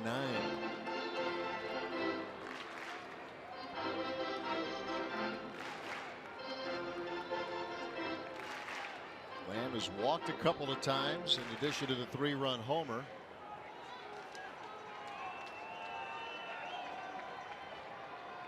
Knebel ahead in the count, 1-2. Knebel with that strikeout of Peralta to end the 8th inning gives him at least 1 strikeout in each of his 32 appearances now. As he continues to extend that very, very impressive stretch. And add another strikeout as down goes Jake Lamb. 2 outs in the ninth. Yep, 99 up and in on Lamb, and blew it right by him. No chance. Didn't even mess with a curveball. Hadn't thrown one yet in this inning. Well, there it is. Only Aroldis Chapman, modern era, with a longer stretch of at least 1 strikeout per appearance. 2 outs, bases empty for Chris Owings.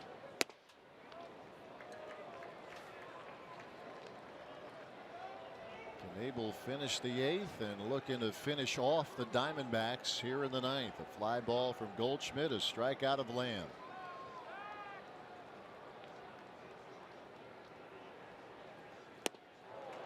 Has him waving at a curveball, 1-1. That is nasty. Look at this. Look at a break on that pitch. Go from upper 90s to 100 on the fastball and then try to face that. Good luck.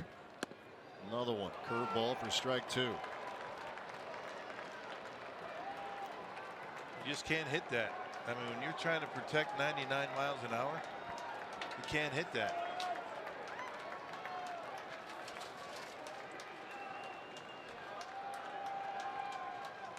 Here comes the 1-2 pitch. Little tapper foul.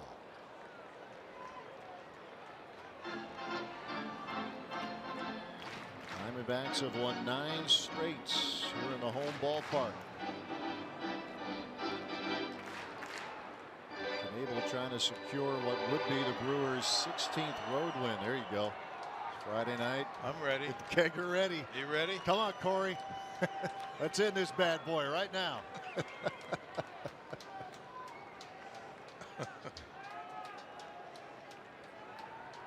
The 1-2. He struck him out. Curveball. Good night. Corey Knebel with another save as the Brewers get their 16th road win of the year against just 10